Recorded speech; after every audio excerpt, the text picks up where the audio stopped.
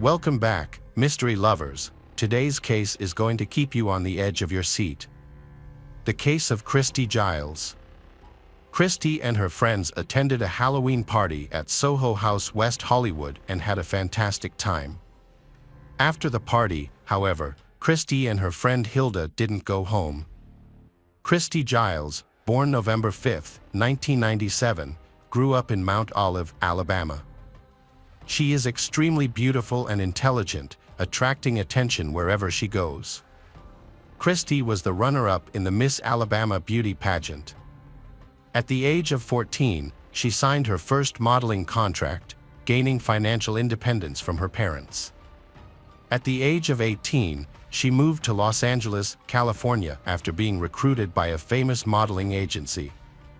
By the age of 24, she had become a successful model, appearing in fashion magazines and advertising for major brands, while also exploring acting. Christy is very close to her parents and sisters. In 2019, Christy met Jan and married him on August 31, 2020. They are a loving couple and her husband owns a candy store. On Friday, November 12, Christy, along with Christine Giles, Hilda Marcelo Sobrales Arzola, and another friend whose name is unknown, attended a Halloween party. Jan was away in San Francisco for the weekend and couldn't join them. After the party, Christy and Hilda did not return home. At around 5 p.m. on Saturday, Christy's body was found dead on the sidewalk outside a Culver City hospital where she had been left. 2 hours later, Hilda, 26, was found outside another hospital, still alive and in critical condition. Her family traveled from Mexico to be by her side, hoping she would recover. Sadly, there was no miracle. Hilda was declared brain dead 2 weeks later and taken off life support. Her organs were donated, allowing part of her to continue living. Hilda, who is from Mexico, graduated with honors and landed her dream job as an interior designer in Los Angeles. A third friend who attended the party with Christy left early and was not injured. Preliminary autopsy results indicate the girls died of an overdose of illegal substances. Toxicology reports found a mixture of drugs in their systems, but no signs of a physical struggle. It is unclear how the drugs entered their systems, as both girls said they lived healthy lifestyles. Initially, Los Angeles police believed the girls had voluntarily taken the drugs, leading to their overdoses. However, after interviewing a friend of Christy and Hilda, their views changed. The friend mentioned that the girls had met several men at the party, and that the men had invited them elsewhere. She described the group as 4 men in their 40s and 1 woman. 2 men act indecently, running around shirtless as if they are on drugs, while a third man, who appears sober, focuses on Hilda. A 4th man and a woman appear to be a couple. This group stands out at the party because of their age. Initially, the woman compliments Christy's friend, leading to an introduction to the men. Feeling uncomfortable, Christy's friend left the party with her brother an hour after the group arrived. Surveillance footage revealed 3 masked men dropping the women's bodies at separate hospitals before fleeing. Christy's husband, Jan, was deeply saddened by her death, as she had never used drugs, especially since her cousin had struggled with addiction and a close friend had died of an overdose. Jan suspected her drink had been spiked. At 12 o'clock, Jan tracked her phone to an apartment building at 8641 West Olympic Boulevard in Los Angeles, where the girls reportedly attended a party. Her phone was still there at 1:30 a.m. The police discovered that the building had only 7 apartments and identified which one hosted the party and who invited the girls. It was David Pierce's apartment. He claimed the girls took drugs voluntarily, but he has no information about what happened to them. Recently, it was reported that the police interviewed David's neighbors. They mentioned hearing strange sounds, like cries of pain, coming from his apartment on Saturday throughout the day. They also noticed that many people frequently visited his place, often making noise. Other bones from the first party also saw David with friends at the party, and they behaved strangely.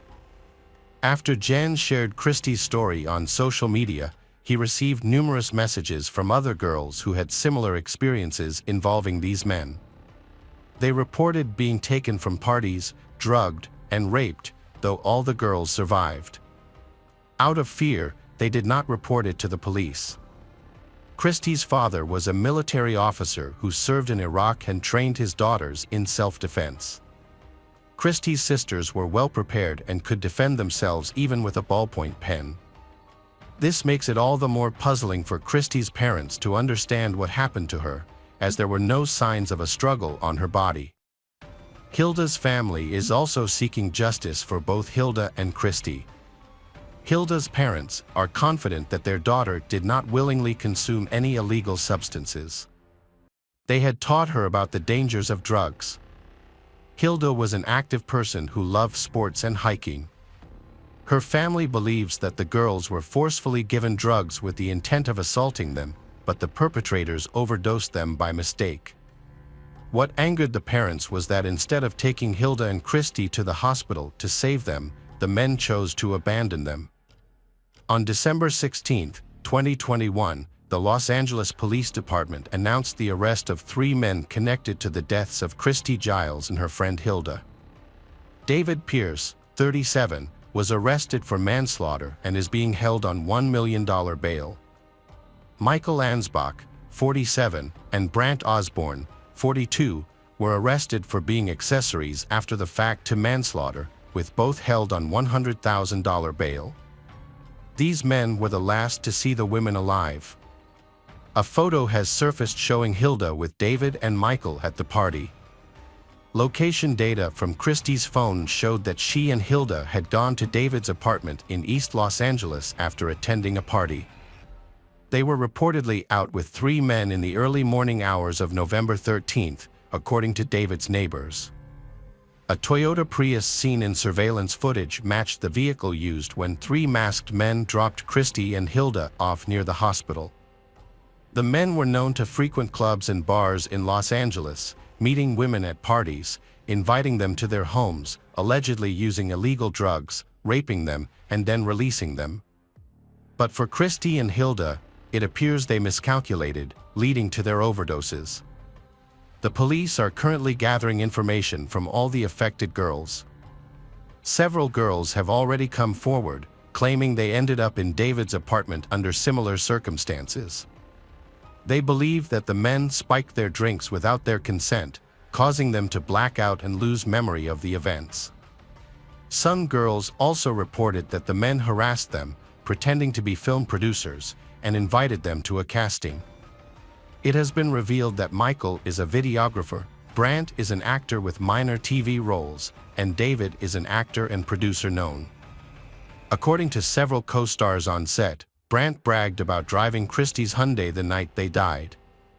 Actor Stephen Bauer, known for his role in the cult classic Scarface, has come forward to say he witnessed David assaulting a girl at a house party in Beverly Hills. The men were questioned by the police and admitted to taking the girls home from the party. However, they claimed the girls took drugs voluntarily and overdosed. Unsure of what to do, they decided not to call 911 to avoid trouble. Instead, they left Christy's body near a hospital after removing the car's license plate to avoid detection. They later left Hilda's body at the hospital, hoping she would regain consciousness.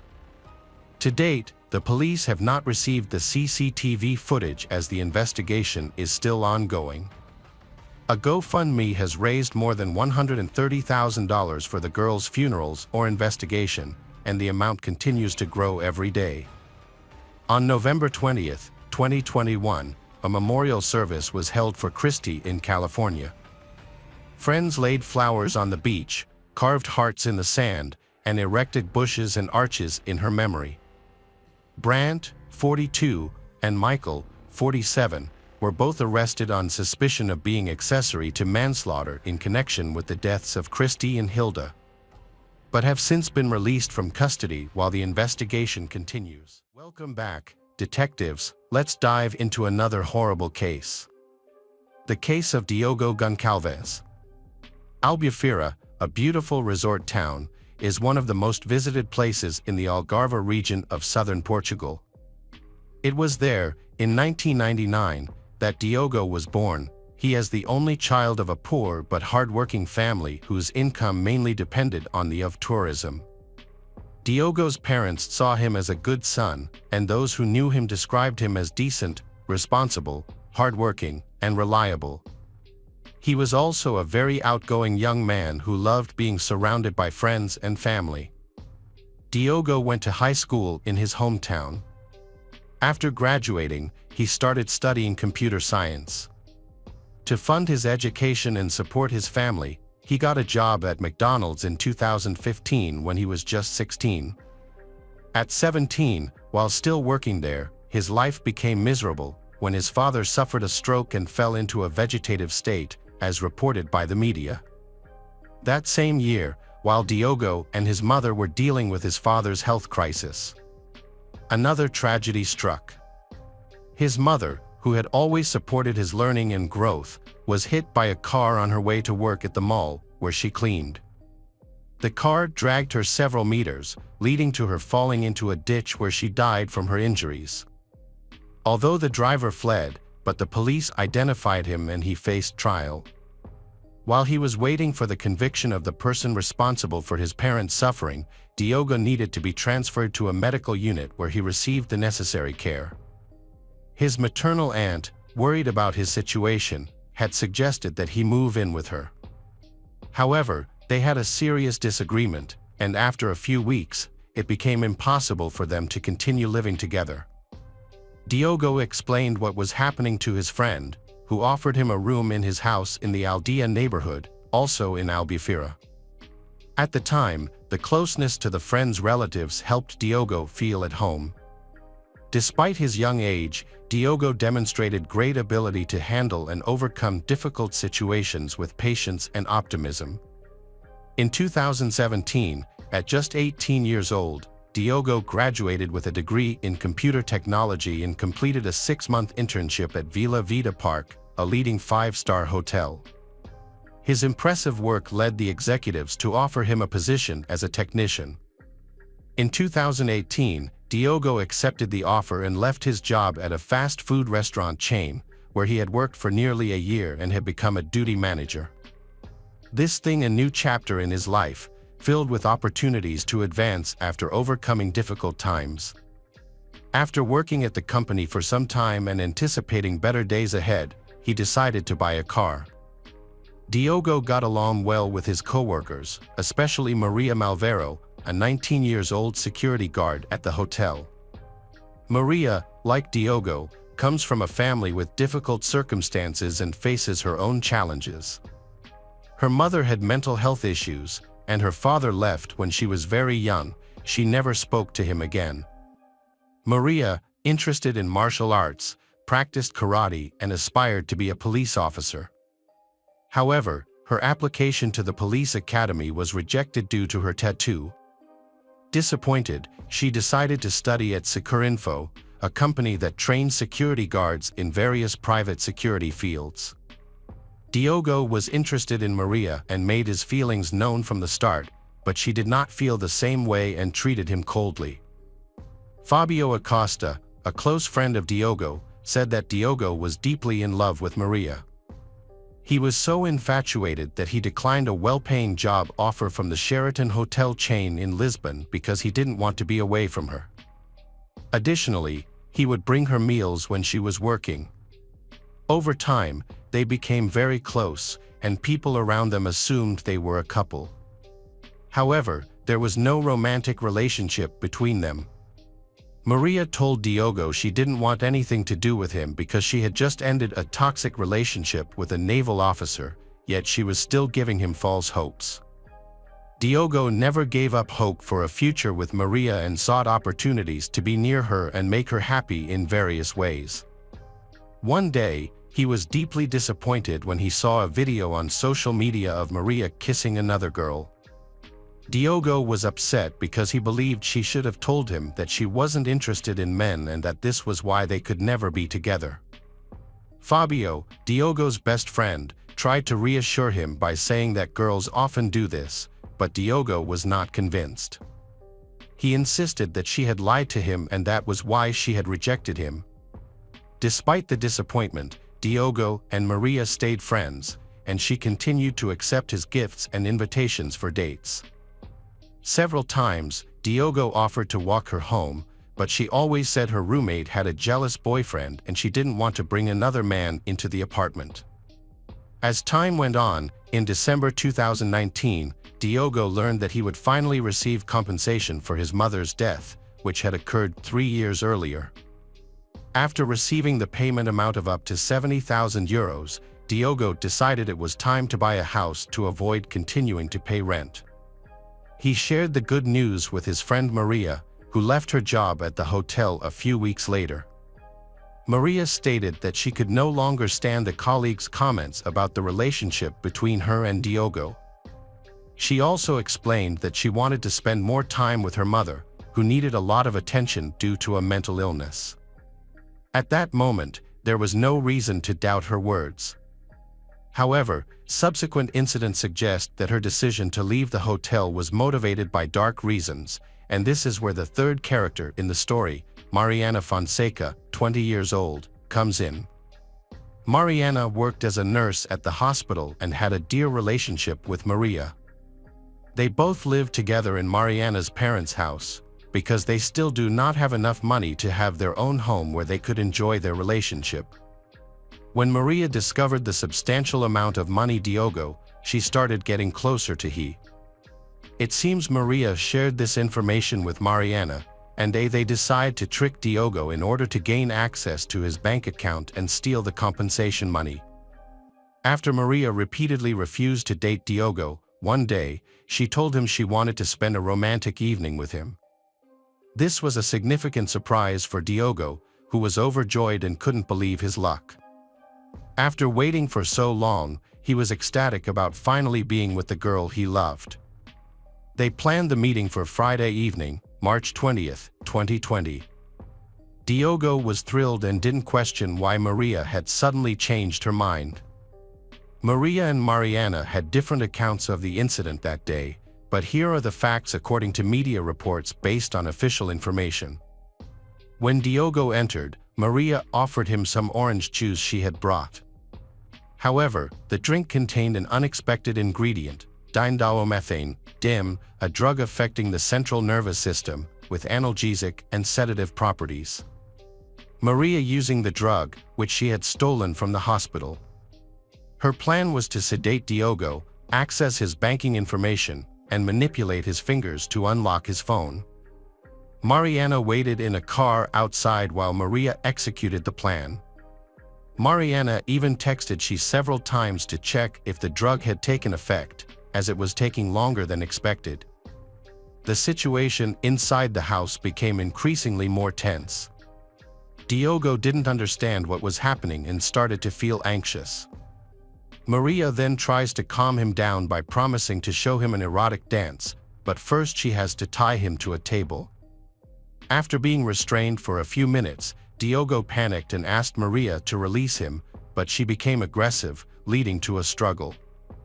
Using her martial arts skills, she subdued Diogo by knocking him to the floor and choking him, prevent him from breathing. According to Mariana's testimony, Maria later instructed her to enter the apartment. Upon entering, Mariana found Diogo on the floor. She questioned Maria about the incident and criticized her for going beyond their plans, which was to steal his keys and take his money. Seeing Diogo unresponsive, Mariana began resuscitation efforts. When he woke up, he was extremely agitated and attempted to attack she. It seems he realized that Mariana was plotting against him, led him to try to defend himself. In response to Diogo's aggression towards Mariana, Maria intervened by grabbing him from behind, bringing him to the ground, and restraining him by squeezing his neck again. Diogo's life ended tragically at the hands of the girl he loved, Maria. His body was found in the living room of Maria and Mariana's house, where they continued with their planned robbery. They first severed his thumb and index finger to unlock his phone, access a mobile payment app and transfer money. This process took several days because there was a limit on the amount that could be transferred each day. When he learned that Diogo had work scheduled the next day, Mariana and Maria tried to prevent his colleagues from noticing his absence, searching for him, and reporting him missing. One of Diogo's colleagues received a text from his number stating that he couldn't make it to work that day and needed someone to cover for him. Diogo's colleague, who disliked last-minute shift changes, found the request odd. Diogo asked if everything was okay and received a simple yes in response. The conversation among Diogo's co-worker and others continued throughout Friday and part of Saturday, but the unusual messages increasingly seemed uncharacteristic of him. One person receiving these messages was Diogo's supervisor. One message said that Diogo wouldn't be returning to work because he had met a woman in France and planned to move in with her. This explanation seemed odd to the supervisor because Diogo was a responsible employee and wouldn't leave his job so abruptly. To find the answer, the supervisor attempted to call Diogo but received no answer. Later, he got a message stating that Diogo was not in to talk on the phone. The supervisor responded, saying he could only feel reassured if they spoke. He wanted to hear Diogo's voice and wanted to know what was happening. Diogo's loved ones reacted to messages sent by Maria and Mariana, in which they pretended to be Diogo. This prompted they to alter their plan for explaining Diogo's sudden disappearance. They decided to make it appear as if Diogo had ended his life and planned to dismember his body to get rid of the evidence. Maria later mentioned that their actions were inspired by the TV show Dexter, featuring a forensic scientist who killed criminals and disguised his crimes by dismembering their bodies. After executing their horrific plan, Mariana and Maria placed Diogo's body in trash bags in the trunk of their car. They then went to an ATM and shopped at a mall, where they were seen hugging and laughing on security cameras. Following this, they returned to Mariana's home to begin dismembering Diogo's body. Ultimately, they put Diogo's torso in a black bag and discarded the other parts in a container. Meanwhile, Diogo's friends launched a campaign to report him as missing and reached out to the authorities. The authorities then waited the required 48 hours before officially declaring him missing. Mariana and Maria left the house, with Maria getting into Diogo's car to drive to a cliff near the Cabo de São Vicente lighthouse. Mariana followed behind in her own car. Around 2 p.m. that day, Mariana threw Diogo's torso off the cliff and abandoned his car nearby. They planned to make it seem like he had jumped voluntarily. However, instead of falling into the sea, the remains got stuck on a rock. Finally, Mariana and Maria drove together in Mariana's car for about 12 minutes, covering 7 kilometers, to the Inferno Dago waterfall in Tavira, where they disposed of the rest of Diogo's body in the water. Shortly after, Diogo's car was discovered in a parking lot near the Cabo de São Vicente lighthouse. A newspaper report stated that 2 laptops were found inside the car, led forensic police to investigate. A land and sea search was launched, leading to the discovery of a young man's torso partially covered by a black garbage bag. Meanwhile, at another location along the coast, a French couple found the young man's head at Inferno Toigo. Diogo's hands and feet were later recovered during an intensive police search. The investigators assigned to the case found the details surrounding Diogo's death unusual. They noted that he was a quiet man who don't hang out with bad people. As the police continued their investigation, they discovered that Diogo had received a significant payout following his mother's death.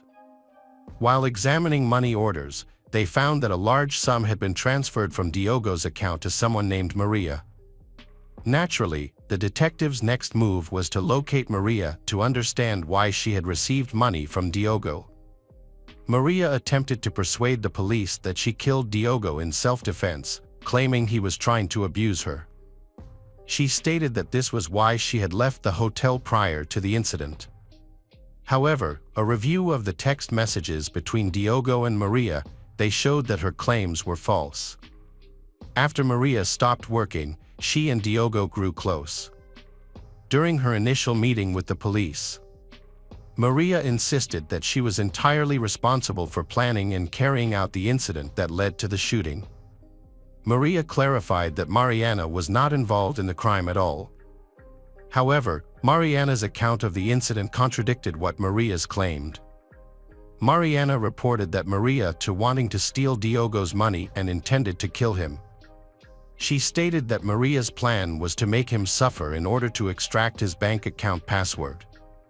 Investigators gathered enough evidence to convict both girls, Mariana and Maria, including phone records, the Diogo's cell phone, and ATM surveillance footage. Maria and Mariana were arrested on April 1, 2020, and faced court in June of that year.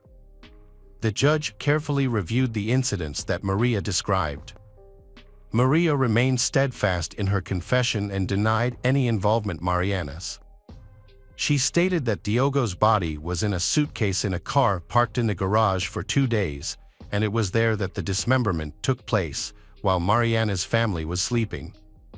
After hearing Maria's detailed testimony about the incidents, the judge repeatedly asked her Mariana was during the dismemberment, as which had been done with surgical precision at the joints.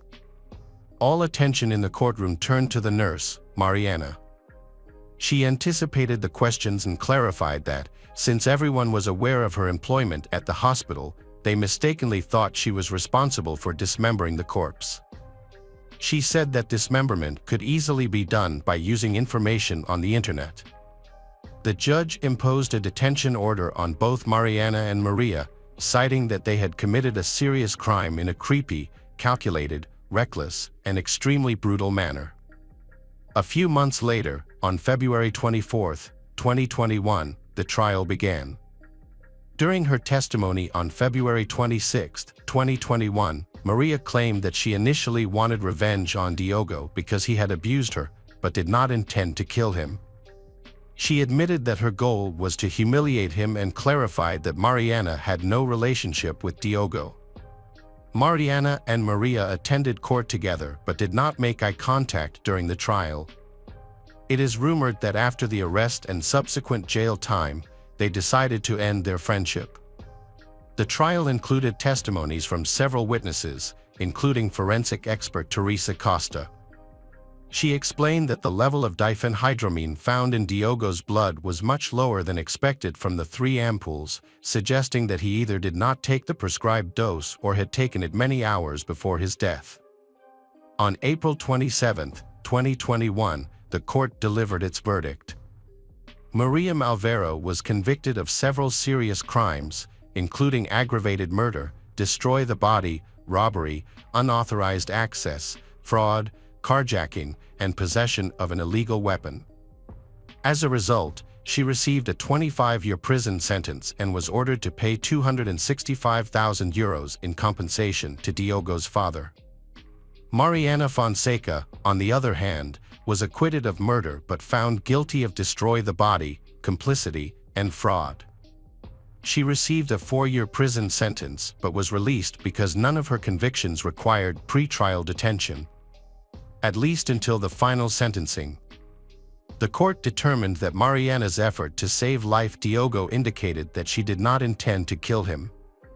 The judge based his decision on a confession from she, in which she accepted full responsibility for her actions. However, this verdict was not accepted by the Portuguese public, who viewed Mariana as equally guilty of the serious crime against Diogo alongside Maria. After the verdict, Mariana exited the courtroom through a separate exit where her father, who had attended all the hearings, was waiting. Neither of them spoke to the media. Welcome back, detectives. Let's dive into another horrible case. The case of Romina Celeste Núñez Rodriguez. Romina Celeste Núñez Rodriguez was born in the fall of 1990 in Oñan, the capital of Paraguay. She was the oldest of 2 daughters in a poor working-class family. When the girls were still young, their parents divorced. Their mother, Miriam Rodriguez, had to raise them alone. She worked multiple jobs because her ex-husband did not provide any financial support and showed no interest in their well-being. When Romina was still in school, she started working to support her mother and younger sister. At 17, she entered a romantic relationship with a boy named Christopher. He courted her sweetly, and they dreamed of a future together. However, their happiness ended when Romina discovered she was pregnant and told Christopher.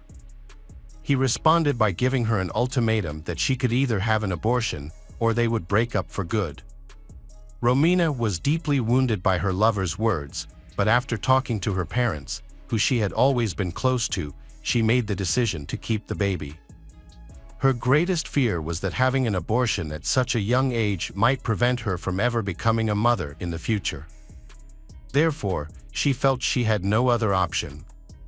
Christopher, true to his word, ended all communication with her and showed no interest in Romina or their child's well-being. At 18, Romina gave birth to a son named Lucas. The arrival of the baby only made their already difficult financial situation worse. Money was extremely tight, and now Romina had to support her grandson too. Feeling depressed about their circumstances, she wanted to improve things and help her family, but she struggled to find a well-paying job in Paraguay. She called her aunt, who lived in sunny Spain. Her aunt invited her to come stay, saying it would be easier for Romina to settle there and that Europe offered more opportunities than Latin America. Without thinking too much, Romina packed only the essentials and bought a plane ticket to Spain. She left her 2-year-old son in the care of her mother and sister, planning to bring him to her once she found a new home and a stable job. In late summer 2010, Romina flew to Madrid and then traveled to Alcobendas, a provincial town, where she stayed at her aunt's house. She quickly started searching for a job, and luck was on her side. She secured a position as an administrator at a hotel, earning a good salary. She sent some of her earnings back home and used the rest to rent her own apartment, so as not to impose on her generous relatives. Romina soon met a man named Javier, and they entered into a tumultuous relationship. Like her, Javier had immigrated to Europe seeking happiness and a better life. He was originally from El Salvador, worked in construction, and appeared to be a serious individual. However, when Romina became pregnant, Javier was once again unprepared for the responsibility of parenthood. Despite this, they attempted to live together for a time. Unfortunately, shortly after their son was born, they ultimately separated. Romina found herself in a challenging situation, stranded in a foreign country with a newborn and unsure of what to do next. For a time, she returned to her aunt's house, where she received support and assistance. When the boy was about 6 months old, Romina returned to work because she couldn't afford to stay home. A few months later, she faced another shock. She had been ignoring her poor health and weakness, thinking they were just due to stress and fatigue. However, when Romina finally visited the doctor, she received a cancer diagnosis. She underwent several rounds of chemotherapy, lost her hair, and lost a significant amount of weight, but ultimately triumphed over the disease.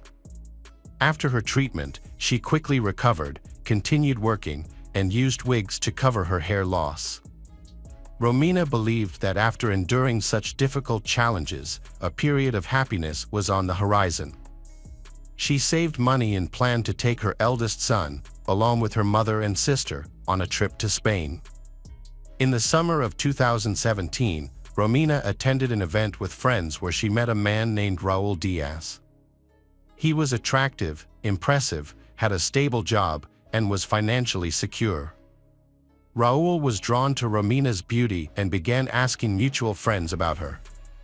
Romina was equally interested in Raul, and when he invited her on a date, she happily accepted. Raul was nearly 15 years older than Romina and worked as a lead process engineer at a large energy company. He had been through 2 divorces and had 2 teenage daughters from previous relationships, but Romina was not bothered by the age gap. Similarly, she was also a single mother, raising sons from her own two past relationships. After just one date, they quickly realized they were in love and didn't want to be apart. Romina, filled with excitement, enthusiastically shared her happiness with friends.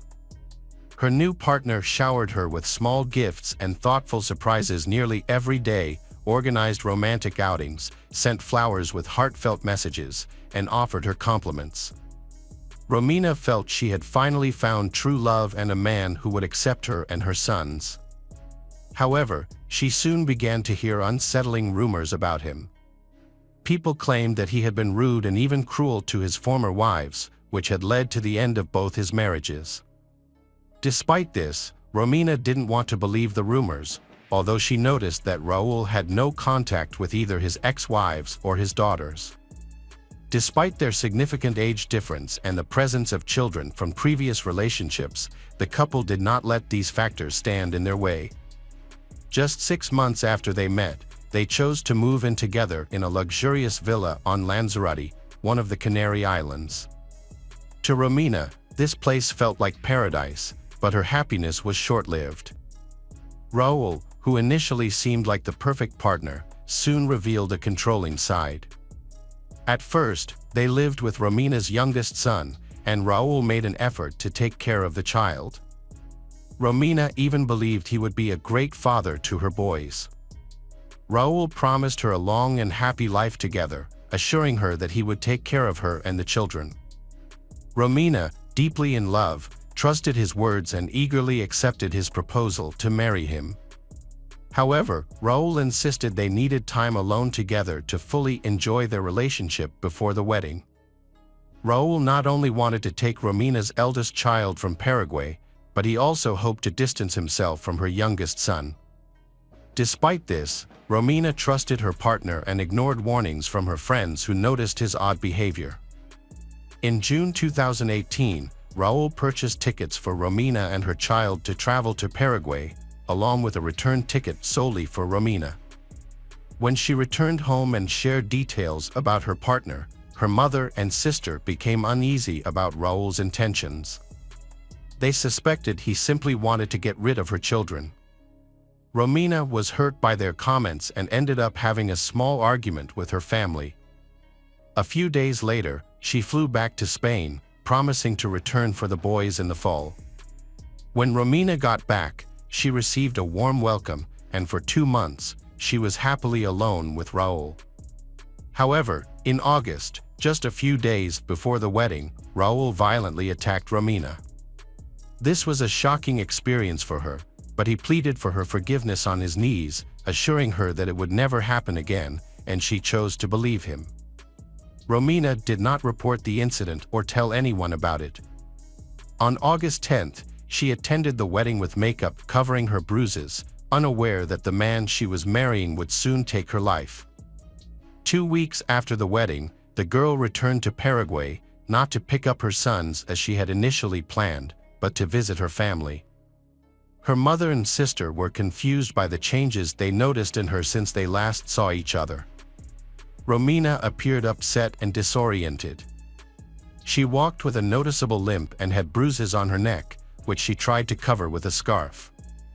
When asked about her condition, Romina either remained silent or claimed she had hurt herself accidentally. She stayed at home for nearly a month, which surprised her relatives since she had just gotten married. Romina explained that her husband had suggested she visit her children because she missed them. Miriam praised her son-in-law for being generous, but she still couldn't understand why her daughter seemed so unhappy. In mid-September, Romina secretly borrowed money from her relatives to buy a return ticket to Spain because her husband refused to pay for it. This should have been a clear sign that returning was not a good idea, yet Romina still hoped for a happy resolution to their marriage. On September 17th, at the airport, her mother, sister, and sons saw her for the last time. After returning to her husband, Romina's life began to feel like a nightmare. Raul, who was using illegal drugs, no longer hid his addiction from her. When under the influence, he became aggressive and emotionally abused Romina. Each time she tried to leave, he promised to change and insisted that it wouldn't happen again. After the beatings and threats, there were often brief periods when Romina's husband would become loving and caring again, showering her with gifts and planning romantic outings. However, these peaceful moments became shorter over time, and instances of violence occurred more frequently. Just before the new year, Romina confided in her best friend that she feared her husband and worried he might eventually kill her. On December 29th, Raul beat her so severely that she had to seek medical attention. The hospital staff noticed something was wrong and considered calling the police to report the incident. At that moment, Raul arrived and insisted that Romina had simply fallen and that there was no need to involve the authorities. Romina went along with his story, declined hospitalization, and returned home with him. On January 1, 2019, Miriam, Romina's mother, repeatedly tried to call her daughter, but Romina did not answer. Concerned, Miriam then called her son-in-law to check on Romina, but he also did not answer. After several days of no contact, Miriam sent Raul a message indicating she would go to the police for help. This prompted Raul to quickly return her call, explaining that he and Romina had a fight on December 31st, after which she left with her belongings. He reassured Miriam that Romina would be okay and would return home soon, as this had happened before. Miriam, however, doubted Raul's explanation and felt something was wrong with her daughter. She insisted that Raul report the situation to the police. Finally, on January 8, pressured by Romina's family, Raul reported her disappearance. This time, he altered his story slightly, claiming that after their quarrel, Romina had taken some money from him and suggested that she might have gone to Paraguay to see the children, which is why he was not too worried before he heard from Miriam. What was Raul hiding? His testimony was filled with confusion and contradictions, raising many questions and suspicions. As a result, law enforcement decided to investigate the couple's life. After speaking with friends and family, they discovered that the marriage was far from perfect. Romina had often complained to loved ones about her husband's abuse, though she never provided details. Others frequently noticed bruises and injuries on her body. The police decided to place Raul under covert surveillance, tapping his phone conversations. However, Raul seemed to sense that he was being monitored and acted very cautiously, avoiding any behavior that might raise suspicion. Despite this, the investigation continued, and it was soon revealed that Romina had visited the hospital on December 29 with signs of severe beating. Her husband almost forcibly took her from the hospital, preventing her from going to the police. A few months ago, Romina filed a report for domestic violence but retracted it the following day. A week later, Raul, having calmed down somewhat, made a phone call to a relative in the police and carelessly mentioned that his wife was no longer alive and that her body would never be found. This statement prompted police to arrest him as the primary suspect and interrogate him thoroughly. Raul claimed that on New Year's Eve, his wife had been drinking heavily and started to argue with him. She demanded that he bring their children to live with them. When he said he wasn't ready for that, she had a violent outburst, started fighting, and began throwing things at him. Raul stated that he left his house for a few hours until things calmed down. Upon returning, he discovered Romina in the bathtub, unresponsive. He suggested that she had suffocated due to excessive drinking but was worried he might be suspected of her death or accused of murder. To protect himself, Raul decided to erase all evidence and report her as missing. Everyone was shocked by his admission of how he disposed of her body. He claimed he burned Romina's body on a barbecue in the backyard. Living in a luxury complex with a spacious area, he thought the neighbors wouldn't notice what he was doing or smell the burning flesh. However, he underestimated the situation because the barbecue did not function like a crematorium, and her remains were not fully burned after several hours. He then removed the body from the fire, cut it into parts, and put the pieces into separate bags. A few days later, He rented a car to transport the dismembered body to a remote and desolate area of the island, where he discarded the bags into the sea from the cliffs. The police spent weeks searching the shoreline and surrounding areas based on Raul's statements about where he had thrown his wife's remains. Divers and many volunteers participated in the search for body fragments underwater, but none of their efforts produced any findings. Meanwhile, on January 16th, Raul was officially charged with domestic violence and the murder of his wife.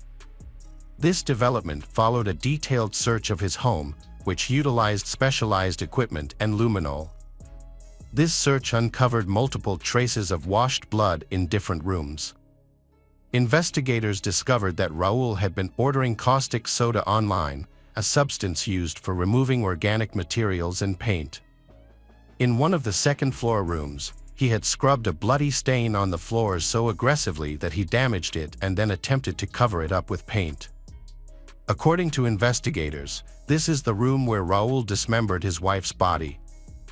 Additionally, a broken piece of Romina's fingernail was found on the floor, which had traces of blood and Raul's skin cells, suggesting that she may have been alive and fought back during the incident. Also in the bathroom, investigators discovered Romina's contact lens stuck to the wall, possibly from a strong impact to her face. Despite extensive searching, law enforcement could not find any other remains. Meanwhile, a tourist called to report a lung fragment he found on the beach. He was unsure if it was from a human or an animal, but knowing that authorities were looking for a body in the area, he reported his discovery.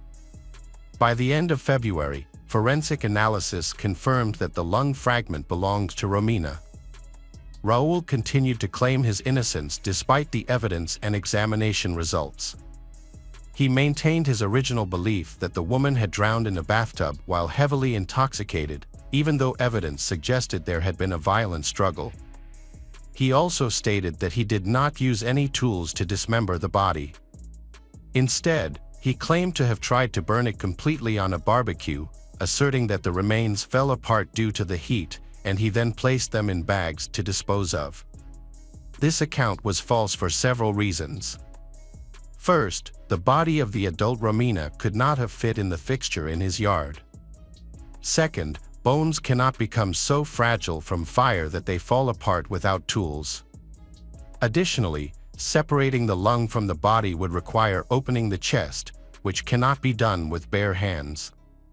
The investigation could not determine exactly how Raul killed his wife, but the evidence of a struggle in their home suggested that he may have beaten her to death. It was clear that Raul dismembered her body in the same room where he later repainted the floor to hide the blood. Eventually, faced with overwhelming evidence, he admitted that he accidentally killed his wife during a fight, contradicting his earlier claim that he found her dead in the bathtub. Despite his claims that she was drunk and violent, the defendant was found guilty in June 2023. Romina's family felt the sentence was too lenient. He received a 12-and-a-half-year sentence for involuntary manslaughter, 2 years for confirmed domestic violence, and 1 year for causing serious bodily harm to Romina in December 2018 when she was hospitalized. He also received several months for bodily abuse. In total, the combined punishment was less than 16 years in prison. Raul is currently serving his sentence while simultaneously trying to appeal the court's decision. The story of Romina Celeste Núñez Rodriguez serves as a poignant reminder of the devastating consequences of domestic violence and the complex struggles faced by individuals seeking a better life. Despite her resilience and efforts to overcome adversity, Romina became a victim of a controlling and abusive relationship, ultimately leading to her untimely demise.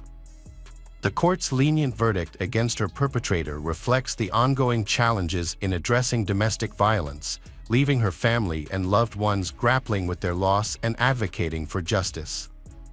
As we reflect on Romina's case, it is crucial to continue raising awareness about the importance of supporting victims and holding abusers accountable to prevent such tragedies in the future. Hello, crime enthusiasts.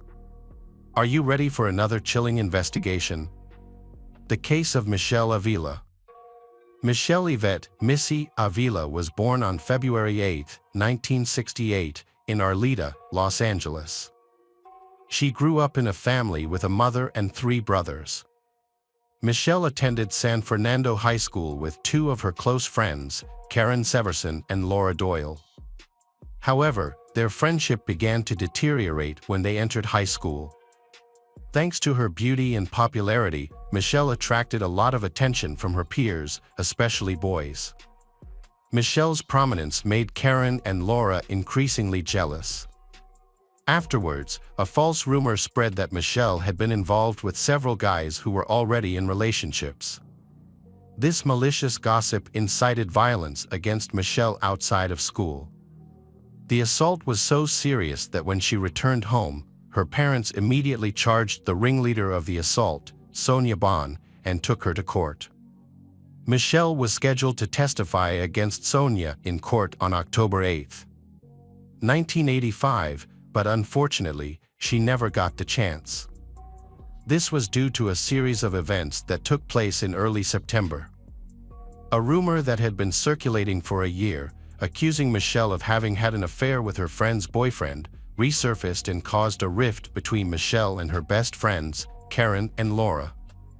The tension started when Michelle started dating a guy named Randy during their senior year. However, Michelle ended the relationship after only a month due to Randy's constant partying.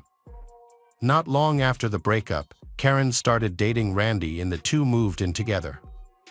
Despite his relationship with Karen, Randy still had feelings for Michelle, which Karen discovered when she saw him flirting with Michelle. Michelle rejected Randy's advances, making it clear that she was not interested in rekindling their affair. Michelle advised Karen to reconsider her relationship with Randy and find someone better. Karen was furious, and Karen and Laura decided to confront Michelle at a neighboring park, causing rumors to spread once again. Michelle tried to reason with Karen and Laura, explaining that she would never betray their trust and that these were just false rumors from the previous year. Witnesses said Karen yelled at Michelle, threatened her with a broken beer bottle, pushed her to the ground, and slapped her before leaving with Laura. This encounter occurred just 10 days before Michelle was murdered.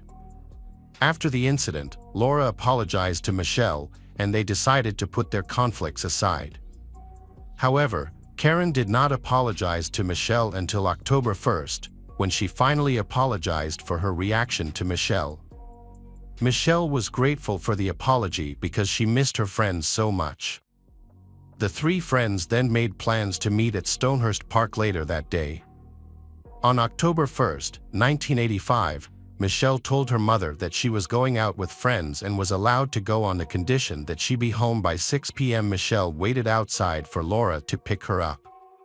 When Laura arrived, they drove around a bit before arriving at Stonehurst Park, where they parked and waited for Karen to arrive. A few minutes had passed, and Karen had driven into the parking lot with another friend named Eva, who had been sitting in the passenger seat. As soon as Karen had arrived, she had driven her car very close to Laura's car and had rolled down the window. She had started shouting at Laura, who had rolled down her window and yelled back. Michelle and Eva had watched in amazement as their friends had angrily insulted each other, but Michelle had had no idea what the argument had been about. The situation had quickly escalated as Karen had backed away and sped off, with Laura following closely behind. They had driven recklessly for 45 minutes, heading north of the city and into the mountains. Michelle and Eva had begged them to calm down and stop, but Karen and Laura had been too angry to listen. Finally, they had turned into a parking lot that had led to a forest. Laura and Karen had gotten out of the car and continued their argument. Michelle had gotten out of the car hoping to intervene and stop the fight. However, as soon as they had stepped outside, Laura and Karen had suddenly stopped arguing and had turned their attention to Michelle. They had rushed towards her, leaving Michelle wondering what would happen next. Michelle had tried to get in the car, but Karen and Laura had been standing too close, leaving her trapped. They hadn't fought physically with her, but they had been angry with Michelle. Karen and Laura had told Michelle that they had staged the entire drama to lure her into the woods, where they could confront her. Karen and Laura had accused Michelle of sleeping with their boyfriends and had revealed that it had been they who had started the rumors. Karen and Laura had shouted at Michelle, refusing to listen to her explanation. When Michelle had become confused, Karen and Laura had grabbed her, pulled her out of the car, and had forced her to follow a nearby trail into the woods. Michelle had been much smaller than the other two girls, which had left her defenseless against Karen and Laura, who had continued to push her further down. Eva had remained in the car during the initial altercation, but had eventually gotten out and followed the group at a distance. She hadn't participated in the events that had taken place in the forest and hadn't been sure why she had been there. The group had continued into the woods, out of sight from the parking lot.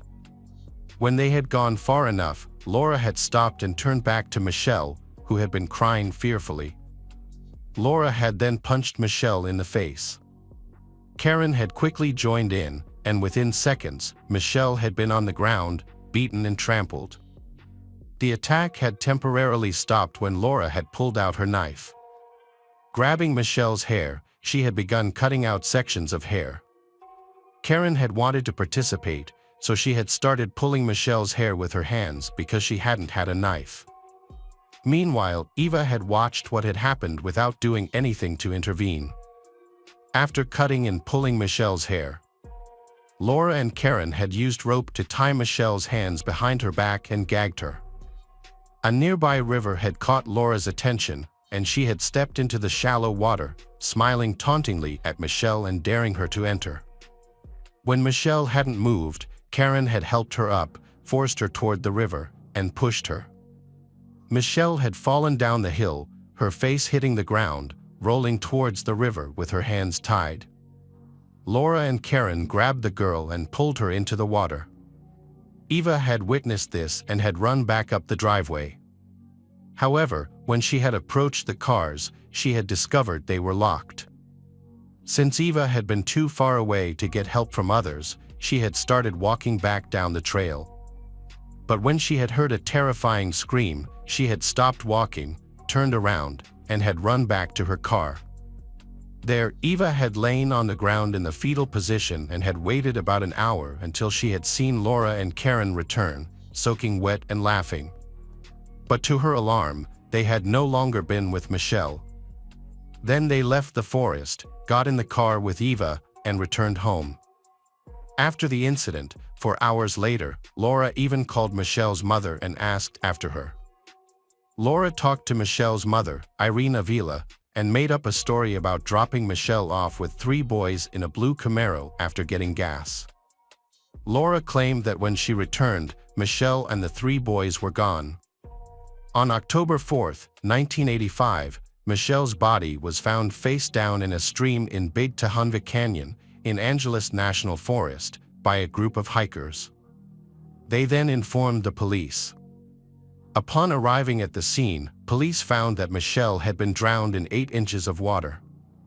Her long hair was cut off and there was a 4-foot-long piece of wood lying on top of her. Police found cigarettes, beer, and men's overalls near where Michelle's body was discovered. Karen and Laura told Michelle's parents and detectives that before her disappearance, Michelle had been traveling with 3 men in a blue Camaro. This made the items around the scene seem more reasonable. This false information caused detectives to search for bogus men for 3 years. Irene Avila said she did not suspect Karen or Laura were involved in her daughter's death, because they both attended Michelle's funeral. Laura sent the family a condolence card and $20. Meanwhile, Karen had been living with Michelle's family for a long time to show support and help catch the murderer. In reality, Karen just wanted to oversee the investigation and keep the detectives from suspecting her. She also slept in Michelle's bed and had dinner with her family many nights, while she herself had participated in Michelle's murder. Karen seemed haunted by the murder. She regularly visited Michelle's grave several times a week, covered her room's walls with photos of Michelle and newspaper clippings about the crime, and constantly visited the creek where Michelle's body was found. One time, Karen told Irene that she saw Michelle's ghost. Detectives had no leads and the case languished for 3 years. By July 26, 1988, Eva Carambolo, the girl who had unwittingly participated in Michelle's murder, finally decided to report everything to the police. She explained the rumors that had been circulating about Michelle, the disagreements between her, Laura, and Karen, their anger, their jealousy, and every detail of the murder she knew. It took Eva a long time to report the incident because she was threatened by Laura and Karen. They told her not to say anything about what she saw, and she feared they would kill her. Finally, in March 1990, Karen and Laura were convicted of second-degree murder and sentenced to life in prison with the possibility of parole after 15 years. The jury did not believe the murder was premeditated, so they rejected the first-degree murder charge. After serving 21.5 years, Karen was released from prison on December 9, 2011. Laura was also released from prison in December 2012 after serving 22 years. Karen attempted to write a memoir about the murder and her life in prison. However, the book did not achieve the expected success. She also planned to make a film about her story but faced opposition from Avila's family. This incident prompted the state of California to pass Missy's Law, requiring organizations that help publish criminals' works to contact victims' families about those works. Missy's story has sparked much debate about the impact of bullying, the complexities of teenage relationships, and the importance of fostering an environment of empathy and kindness. Michelle Yvette, Missy, Avila's legacy will be one of resilience and hope. We hope that her memory will inspire us all to stand up against bullying, support those affected by betrayal, and work towards a future where understanding and empathy prevail. Welcome back, mystery lovers. Today's case is going to keep you on the edge of your seat. The case of Neil Entwistle. Neil Entwistle was born on September 18, 1978, in Worksop, Nottinghamshire, England, to Clifford and Yvonne Entwistle. He grew up in a humble home with his younger brother, Russell. His father worked as a coal miner before becoming a labor counselor, while his mother worked as a cook in a school cafeteria. After finishing high school, Neil Entwistle enrolled in the University of York, where he studied electronic engineering and business management.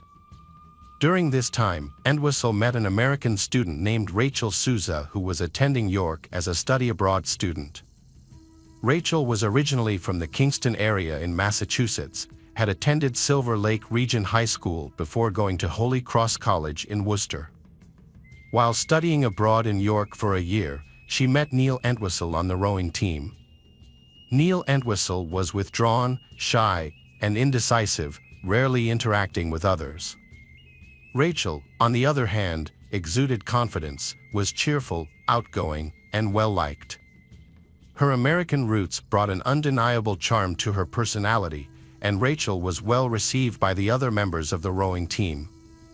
Over time, Neil Entwistle and Rachel found themselves drawn to each other, eventually spending more and more time together. Benjamin Pryor, a close friend of Neil Entwistle and Rachel's since college, said the couple were very understanding, affectionate and caring towards each other. While Neil Entwistle worked at a defense and security technology company based in Malvern, Worcestershire, Rachel pursued a career in education after completing her studies in 2002. Rachel took up a teaching role in English, drama and theater studies at St. Augustine's Catholic High School in Redditch, nurturing young minds through the arts. In a post on Friends Reunited in June 2003, Neil Entwistle happily shared about his upcoming marriage to Rachel. They met through rowing, although he expressed dissatisfaction with life south of the border in Birmingham. He was happy with his upcoming marriage. In August 2003, Neil Entwistle and Rachel got married in 2 ceremonies, one in Plymouth, UK, and the other in Massachusetts, USA. After the US ceremony, they had a reception in the UK in November of the same year. Neil Entwistle shared the early days of their married life on a family website, including their Christmas 2004 trip to the Mediterranean. In April 2005, their daughter, Lillian Rose, was born. Neil Entwistle and Rachel decided to move to the United States.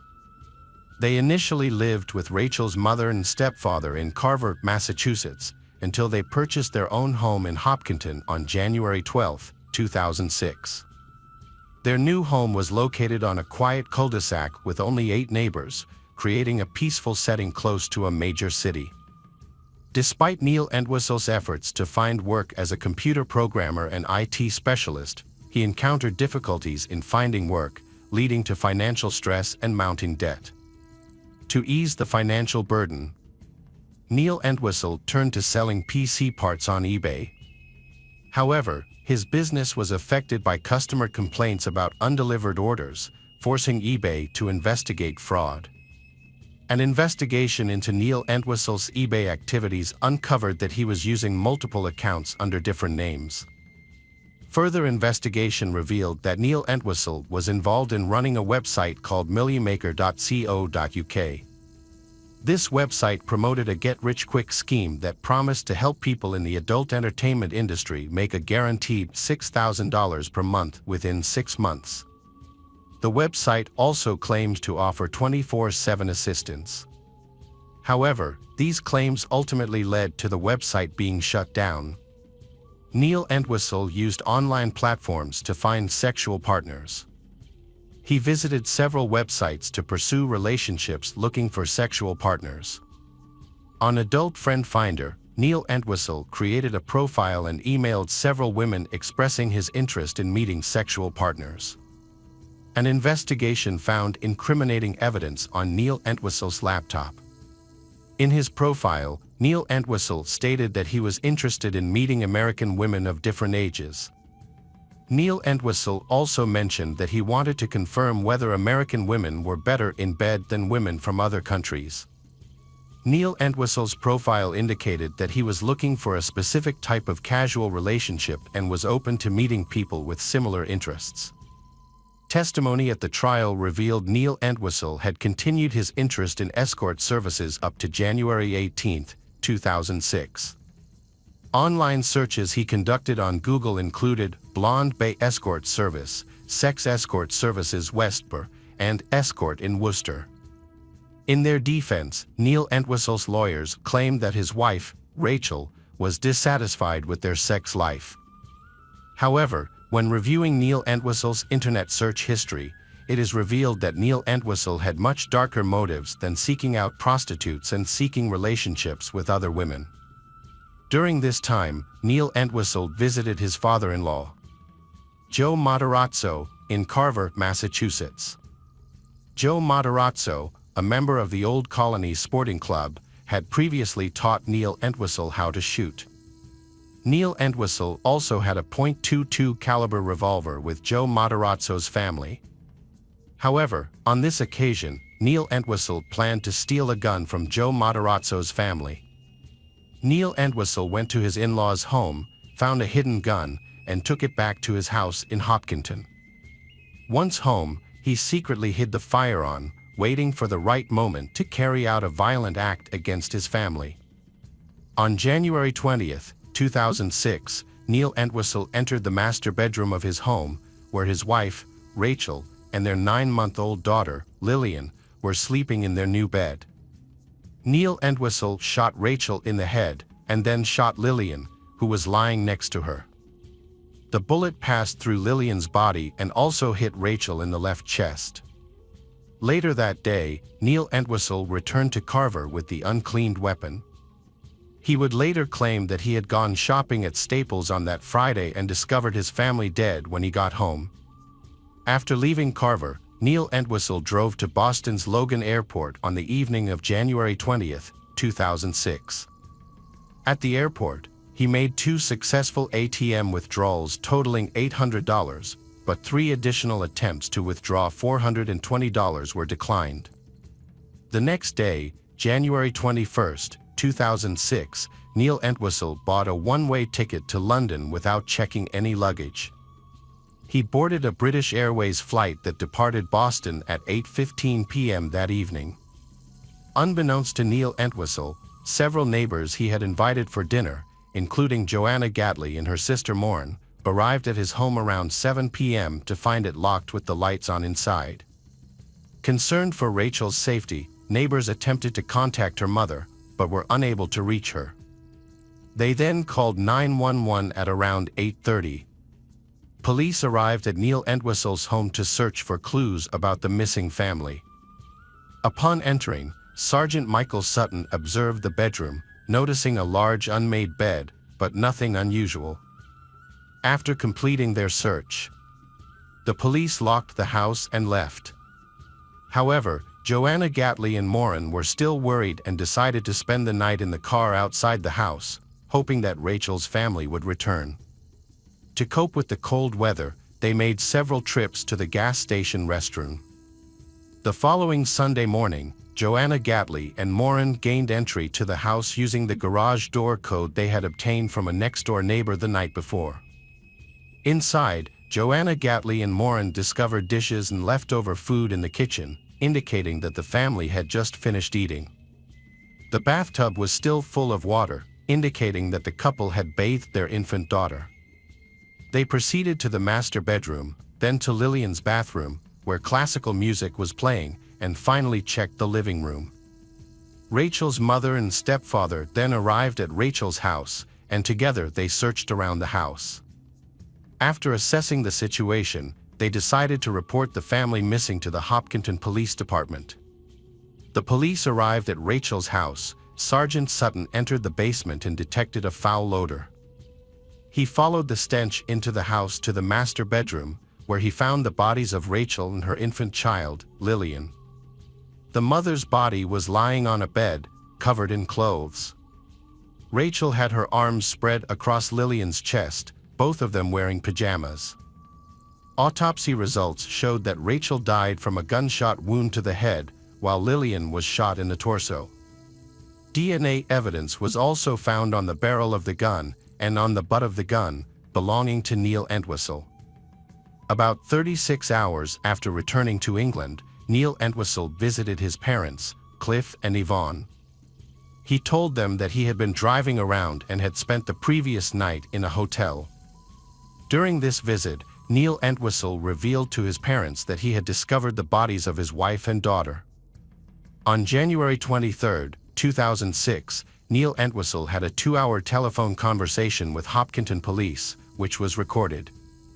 On January 26, 2006, U.S. law enforcement officials traveled to the UK to interview Neil Entwistle. The next day, after consulting with a lawyer at the U.S. Embassy in London, Neil Entwistle chose not to cooperate with the American detectives. Meanwhile, Rachel and her daughter Lillian were buried in Evergreen Cemetery in Kingston, Massachusetts, under the surname Souza, sharing a single grave, with around 500 people attending the funeral to pay their respects. However, Neil Entwistle was absent from the ceremony, and Neil Entwistle's name was not mentioned in the proceedings or inscribed on the headstone. Despite this, Neil Entwistle sent a bouquet of flowers, consisting of an orange rose and a white lily, with a note that read, "My orange roses and lilies forever, signed Sakoko." After returning to the UK, Neil Entwistle resumed his normal life in February 2006. However, the media continued to gather outside his parents' home in Worksop. Neil Entwistle went to Notting Hill for dinner with his old crew from York University, followed by a trip to the cinema. Just a week after the funeral, on February 8, 2006, the Middlesex County District Attorney's Office issued an arrest warrant for Neil Entwistle. The following day, February 9, 2006, Neil Entwistle was arrested by police at Royal Oak Station as he was about to board a train.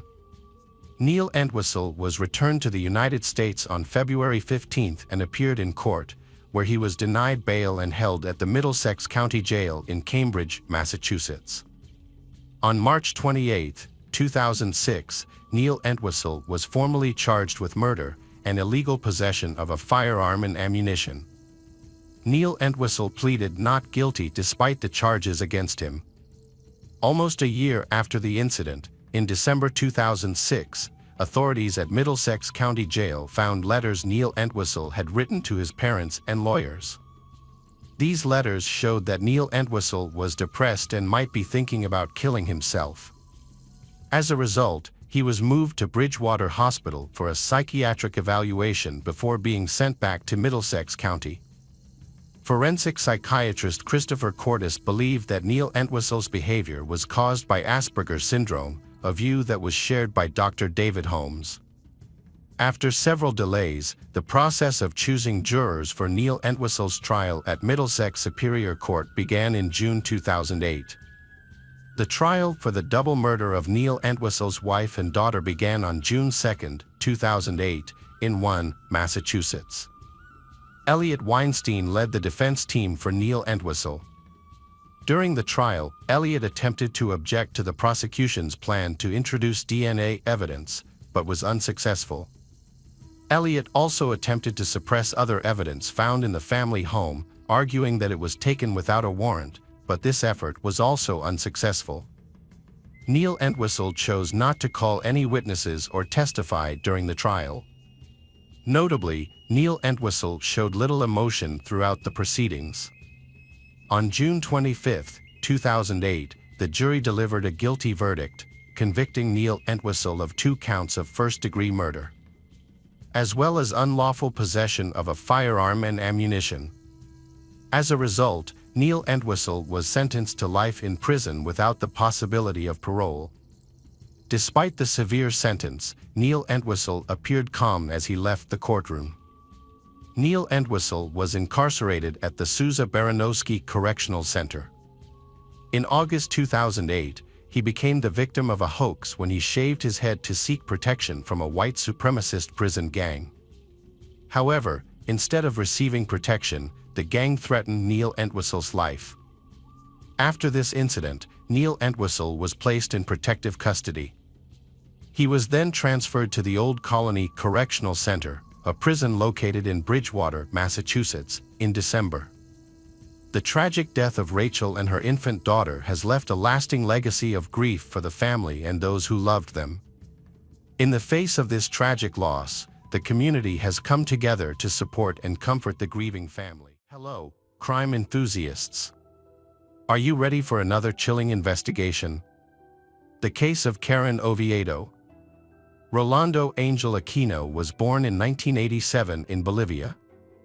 As the eldest of 7 siblings, he learned the importance of family bonds and hard work from an early age.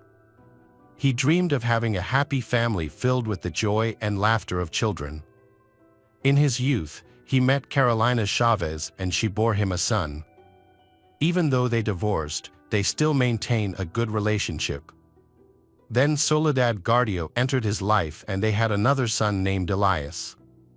Although the relationship with Soledad did not last long, Rolando remained a devoted and caring father to his children. He still kept in touch and maintained warm relationships with Carolina and Soledad. From an early age, Rolando was very active and passionate about sports, including football, and he played for a local team. Friends and family described him as kind and very hardworking. He got along well with his neighbors and was known for being exceptionally sociable. During a local soccer match, Rolando was attracted to Karen. Rolando and Karen soon developed a romance. A chance meeting led to true happiness. In 2016, Rolando and Karen lived together and opened a business at home. Karen was born on March 30, 1990, and grew up in Manado. Famous for being extroverted and open-minded, Karen always wanted to have a happy family. Before meeting Rolando, she married Rul, and then she and Rul had 2 beautiful daughters. However, over time, their marriage began to deteriorate. Financial difficulties were the main cause of their arguments, and they soon divorced.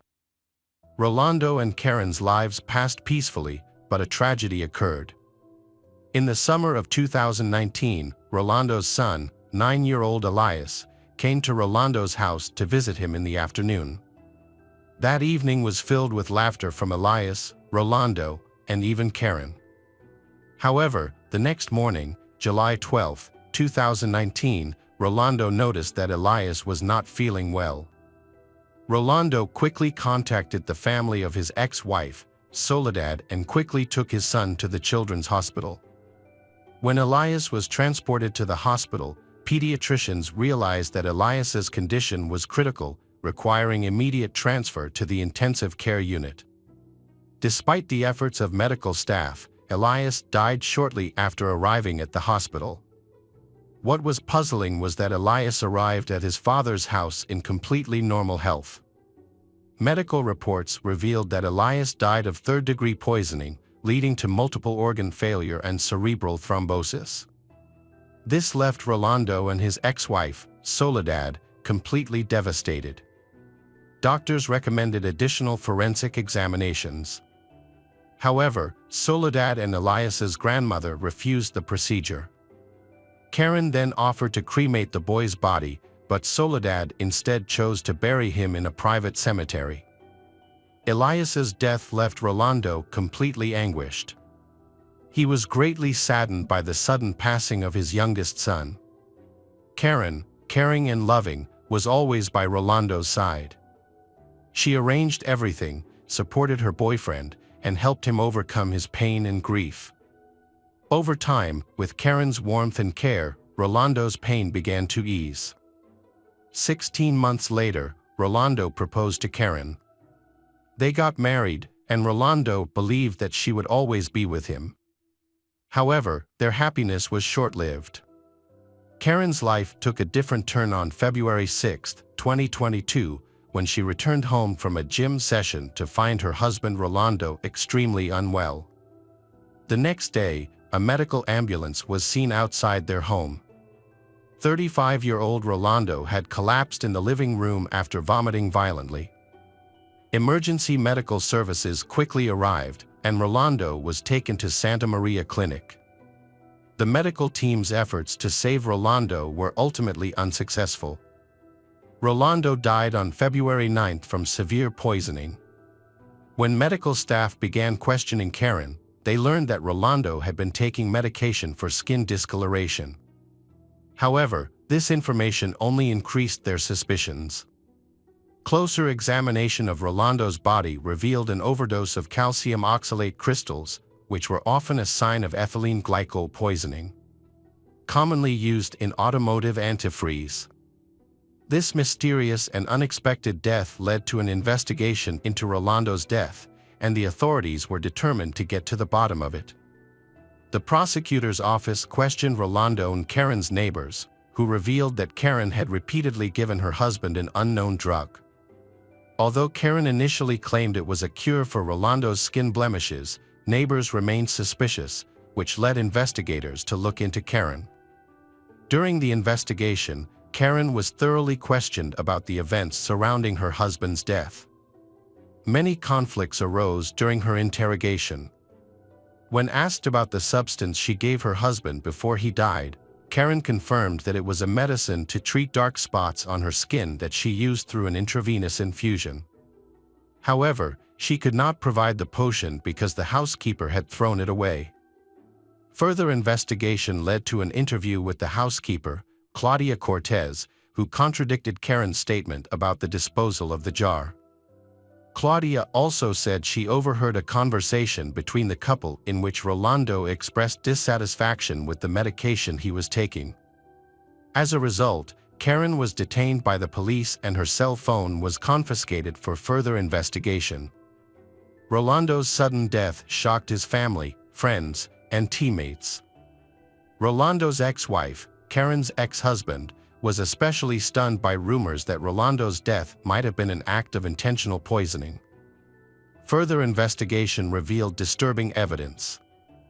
A search of Karen's phone revealed she had researched the most dangerous toxins online and had found a way to delete her search history. Additionally, records showed she had ordered ethylene glycol, a toxic substance used in the manufacture of antifreeze, from an online store on 2 separate occasions. This substance is odorless, has a sweet taste, and is extremely dangerous to humans. Based on preliminary forensic results and collected evidence, the prosecutor's office charged Karen with intentionally poisoning Rolando. It is believed that she mixed the toxic substance with the orange juice that Rolando drank, causing his health to seriously decline and ultimately leading to his death. By mid-February, evidence against Karen had been collected, and Karen had been charged with capital murder. At the same time, investigators had begun looking into suspicious circumstances surrounding the death of 9-year-old Elias. A thorough investigation into Elias' medical history had been initiated by the prosecutor's office. According to the boy's mother, Elias had been in good health until he suddenly fell into a coma at his father's house and never recovered. Elias's death certificate had stated that his body had suffered from cerebral thrombosis. However, investigators had found this explanation suspicious, especially since Elias had been young and he had been in good health. As part of the investigation, the prosecutor's office had requested information about any purchases of ethylene glycol. Karen had been found to have purchased the poison on July 2, 2019, just before Elias had arrived at Aquino's residence. Relatives of Elias had also provided valuable information, revealing that Karen had urged the boy's body to be cremated, but his biological mother had instead chosen a traditional burial. These findings had been enough for prosecutor Claudia Rios to file more serious murder charges against Karen, accusing her of poisoning Elias. A judge had then ordered Karen detained pending trial on March 14. After she had tried to appeal the decision, the judge had overruled her, concluding that Karen would have to remain in detention until the trial began. Karen's highly publicized trial had begun on November 28, 2022, at Mendoza Criminal Court, attracting widespread public and media attention. Two separate indictments had been pending against Karen, one for the murder of Elias, headed by prosecutor Fernando Gudo, and another for the murder of Rolando, headed by Claudia Rios. During the trial, Javier Aquino, Rolando's 15-year-old son, had appeared as the plaintiff, along with his lawyer. Prosecutor Fernando had presented the case, accusing Karen of poisoning Elias and Rolando by mixing ethylene glycol with orange juice, leading to severe poisoning and death. Karen's defense team had disputed the charges, claiming Rolando had a history of violence and abuse of their client. They had asserted that there had been no reliable evidence to support the allegations and that Karen had had no motive for murder. The defense had questioned why Karen would have killed Elias, who had posed no threat to her. They had also pointed out that Karen had been the sole owner of the house, car, and business and that she had not made any suspicious purchases using her phone. Furthermore, the defense had argued that if Karen had used ethylene glycol to poison Elias, as the prosecutor had claimed, then her search for information about the poison on the internet would have made no sense. The defense had emphasized that although the deaths of Rolando and Elias had been heinous crimes, it had been necessary to clearly prove Karen's guilt before prosecuting her. Karen's defense team had tried to claim the allegations against her had been false. Karen had said that Rolando had bought the antifreeze by hacking into her account, instead of buying it herself. Additionally, Karen had claimed to have had an alibi for the day her husband had been poisoned on February 6, saying she had not been home when he had first shown symptoms. As the trial had continued, the prosecution had asked Karen a number of questions. An important point addressed by prosecutor Fernando had been whether Karen had offered to cremate her deceased son, Rolando. Karen had firmly replied that she had had no say in the matter and had never suggested cremation. The prosecution presented relatives of Rolando as witnesses to provide more insight into the events surrounding the death. Elias's mother, Soledad, testified that after her son's death, Rolando told her that Karen had suggested cremating Elias's body so both families could keep his ashes. However, Soledad refused this idea. She also shared her memories of meeting Rolando at the cemetery, where he mentioned Karen's jealousy. According to Soledad, Karen's jealousy was so intense that she and Rolando slept in separate beds. Another witness, Carolina, the mother of Rolando's first child, confirmed that Rolando and Karen slept separately, as her ex-husband had told her. Although Carolina had not interacted with Karen before the incident, Karen called her on the morning of February 8 to inform her that Rolando was in the hospital due to illness. Karen claimed that Rolando had probably taken some medication and was feeling unwell. She also asked Carolina to help her unlock Rolando's cell phone, suspecting that he was having an affair. Carolina was shocked to hear about Rolando's condition, as they had met just a few days prior and he seemed fine. After speaking with Karen, Carolina learned that Rolando had taken medication for skin blemishes, which caused an allergic reaction. The trial continued with doctors and experts presenting crucial forensic evidence and the results of a psychological examination to the jury. This new information shed light on previously overlooked details. Dr. Ivana Marinelli, a pediatrician who treated Elias in July 2019, explained how the boy was rushed to the hospital with severe breathing difficulties and required immediate intubation. A CT scan revealed a deep cerebral thrombosis, and Elias received intensive care. Dr. Ivana confirmed that Elias's symptoms were consistent with ethylene glycol poisoning, including impaired consciousness, restlessness, and a coma accompanied by a blood clotting disorder. The jury also reviewed the results of Karen's psychological examination, which was conducted at the prosecution's request. The experts found that Karen had lied and concealed the truth. The examination revealed that Karen showed no emotional response to her husband's death, raising doubts about her sincerity.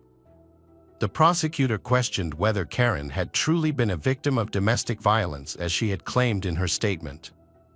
This information provided insight into Karen's psychological profile. After weeks of waiting and many court hearings, the trial was finally over. The jury delivered a unanimous verdict after a lengthy period of silence and anticipation. Karen was found guilty of murdering Elias with exceptional cruelty and of causing Rolando's death through a particularly heinous process. As a result, she was sentenced to life in prison. Karen had attempted to evade punishment for the brutal murders that shocked the community and left many unanswered questions. Her plan to cremate the victims' bodies was likely a last-ditch effort to avoid accountability. However, the court and jury remained resolute, ultimately rendering a fair and just verdict. Karen's decision to harm her loved ones remains a puzzle. Despite having everything for a happy life, her motivations may be rooted in emotions like jealousy. This tragic case reminds us that even close relationships can conceal dark secrets, and genuine love and loyalty should always be the top priority. Welcome back, detectives. Let's dive into another horrible case. The case of Mary Catherine Higdon. Mary Catherine Higdon, born in 1994, was a lively child known for her sense of humor and ability to make others laugh with her witty remarks and impersonations. She enjoyed spending time outdoors and exploring nature, often taking walks around town with her pet frog perched on a shoestring. This early exposure to the natural world instilled in her a deep love and respect for the environment and animals. Mary was also a talented and creative performer. She regularly performed for her family in homemade plays, showing off her vivid imagination and ability to attract attention on stage. Her family recognized her natural talent and envisioned a bright future for her. As she grew older, Mary developed another passion, that was firearms. Under proper guidance, she learned to handle guns responsibly, respecting their power and potential. Through dedication and practice, Mary became a skilled marksman during her high school years. Mary Catherine met the love of her life, Stephen Freeman, who was born on January 1, 1995, in Griffin, Georgia. He was raised in a close-knit family with his parents and brother. As a child, Stephen was known to be happy and friendly, with many friends who described him as laid-back, kind, and helpful. Those who knew him said he genuinely cared for everyone around him. Stephen had a deep appreciation for nature and enjoyed spending time outdoors. Their love for nature led them to enjoy activities like hiking, camping, fishing, and hunting together. This shared interest laid the groundwork for their robust relationship. After graduating from high school, they started a new chapter in their lives. As high school sweethearts, they decided to take their relationship to the next level by moving into a house together in Griffin, Georgia. Living in their own space excited Mary Catherine and Stephen. Stephen's mother welcomed Mary Catherine as more than just her son's partner. She genuinely considered her a daughter and accepted her into their family. Mary Catherine and Stephen visited Stephen's parents every Sunday for a big family dinner, a tradition that strengthened their bond and cemented Mary Catherine's place within the family. Stephen's friends initially had reservations about his relationship with Mary Catherine. However, as they spent more time together, they grew to appreciate how well-suited Mary Catherine and Stephen was. Mary Catherine brought happiness and joy into Stephen's life, and her love for Stephen was admirable. Stephen worked as a metal worker and repaired roofs, while Mary Catherine was a part-time teacher's assistant at a preschool in Milner, Georgia. She also worked at a sporting goods store, where she sold guns and learned about basic gun safety, including how to hold, load, and shoot a gun. This experience was shared with Stephen, who owned several firearms, including shotguns and rifles, which he used for hunting and target practice. He also kept a Glock 42 at home for protection. By the summer of 2018, Mary Catherine and Stephen had been in a relationship for 5 years and were still living together in their apartment in Griffin, Georgia. However, their happiness was shattered on the night of August 1st when Mary Catherine made a frantic 911 call. When the dispatcher answered, Mary Catherine cried out that she had accidentally shot her boyfriend. The police quickly arrived at the apartment and found Mary Catherine in a state of distress. Mary Catherine, hysterical and overcome with grief, cried and hyperventilated as she knelt beside Stephen's lifeless body, repeatedly screaming, "I cannot lose him." Her voice was filled with anguish and despair. As the police gently moved Mary Catherine away from Stephen, they were able to assess his condition. They found that he had been shot in the chest but was still alive. An ambulance was called to rush Stephen to the hospital, where doctors worked to save his life. Despite the medical team's best efforts, Stephen's condition continued to worsen, and he eventually passed away due to the severity of his injuries. Mary Catherine accompanied the police to the police department for a formal interview after Stephen was taken to the hospital. She began by recounting the events of the night that led to her accidentally shooting Stephen. According to Mary Catherine, she was handing Stephen the gun because he usually kept it on the side of his bed at night for safety. However, she stated that they never kept a bullet in the magazine of the guns.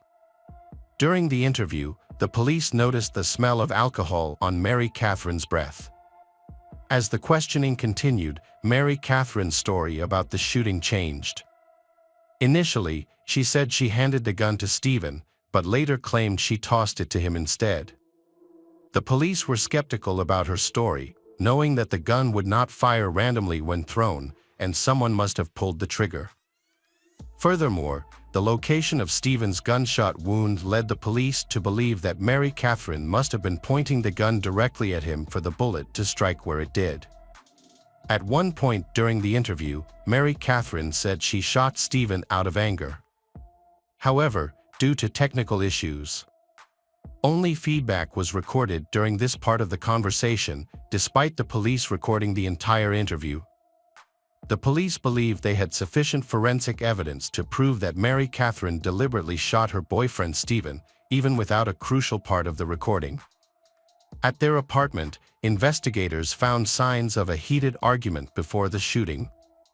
The presence of scattered food throughout the house indicated that an altercation had taken place. Additionally, it was found that police officers had visited the house of Mary and Stephen 5 times in the past year due to domestic disputes. The police also discovered evidence that the gun used to shoot Stephen was loaded on the night of the incident, contradicting Mary Catherine's claims. Furthermore, cooking grease was also found on both the gun and the magazine. This discovery led the police to conclude that Mary Catherine, who was cooking dinner at the time, had loaded the gun. After Mary Catherine shot Stephen, the police interviewed his friends to gather information about their relationship. According to Stephen's friends, the relationship between Mary Catherine and Stephen was toxic and marked by constant arguing. They reported that Mary Catherine and Stephen frequently had heated confrontations. Stephen's friends reported that Mary Catherine was extremely possessive and verbally abusive towards him. They claimed she showed signs of mental instability, which made their relationship increasingly tense. Whenever Stephen tried to take some space and leave their apartment, Mary Catherine would bombard him with texts and calls, forcing him to block her. One friend revealed that Stephen had confided in him about Mary Catherine pulling a gun on him at least 3 times in the past. Stephen didn't report incidents to the police because he worried Mary Catherine would get in trouble. His primary concern was her well-being, even when his own safety was at risk. When his friends found out that Mary Catherine accidentally shot Stephen, they struggled to believe it since she knew how to handle a firearm. 3 months before the shooting, Stephen told a friend that Mary Catherine was behaving erratically, screaming outside, and trying to shoot both him and herself. A month later, Stephen confided in another friend that Mary Catherine had pointed a gun at him before, but the most recent incident made him genuinely fear she would follow through. By July 2018, Stephen was exhausted with Mary Catherine's behavior and considered leaving her after 7 years together. He planned to secretly move to a new town while she was out due to fearing her reaction if she knew. Police later discovered text messages from July 30, 2018, 2 days before Mary Catherine fatally shot Stephen. The first text message sent by Stephen to Mary Catherine on July 30 read, "Good morning, beautiful. Don't forget." Mary Catherine responded with, "Have a great day." Stephen then replied, "You too. Love you." However, the police found that the following night, July 31st, Stephen spent the evening at a friend's house and did not return Mary Catherine's texts or calls because they was fighting. On the night of the shooting, August 1st, Mary Catherine was at home preparing dinner, but Stephen was not there. She reached out to Stephen's mother. She informed her that Stephen was with his friend. Angry at Stephen, Mary Catherine started driving to his friend's house. As she drove, she spotted Stephen sitting in the passenger seat of his friend's truck. Mary Catherine pulled alongside Stephen's friend and started yelling at Stephen. Stephen tried to calm Mary Catherine down, assuring her that he was on his way home. Mary Catherine allegedly pointed a gun at Stephen multiple times, according to his friends. However, Mary strongly denied these claims, stating she never pulled a gun on him. On another hand, Mary Catherine did admit to threatening to take her own life with a gun on several occasions. Stephen's mother believed that he stayed with Mary Catherine due to her repeated threats of self-harm, which made Stephen fear for Mary's life if he left. On the night of the incident, Mary Catherine claimed that Stephen became violent, throwing the dinner she prepared in her face. She stated that she picked up the gun for self-defense, trying to scare Stephen away and make him leave the apartment. According to her, Stephen lunged at her, causing her to back away, and the next thing she knew, he was bleeding from the chest. At the time of Stephen's shooting, Mary Catherine did not tell the police about Stephen's history of violence towards her because she was embarrassed. According to Mary Catherine, Stephen had been violent and controlling in the past, even kicking her out of bed with enough force to make her hit her head on the door frame. However, Stephen's friends had a different perspective on the relationship. They claimed to have witnessed Mary Catherine hitting Stephen, including one instance where she slapped him hard in the face. On the other hand, Mary Catherine's sister had a different view of their relationship. She reported seeing bruises on Mary Catherine's arm 2 weeks before Stephen was shot. When she asked Mary Catherine about the bruises, Mary Catherine said that Stephen had grabbed her. After investigating Stephen's death, the police concluded that it was a murder.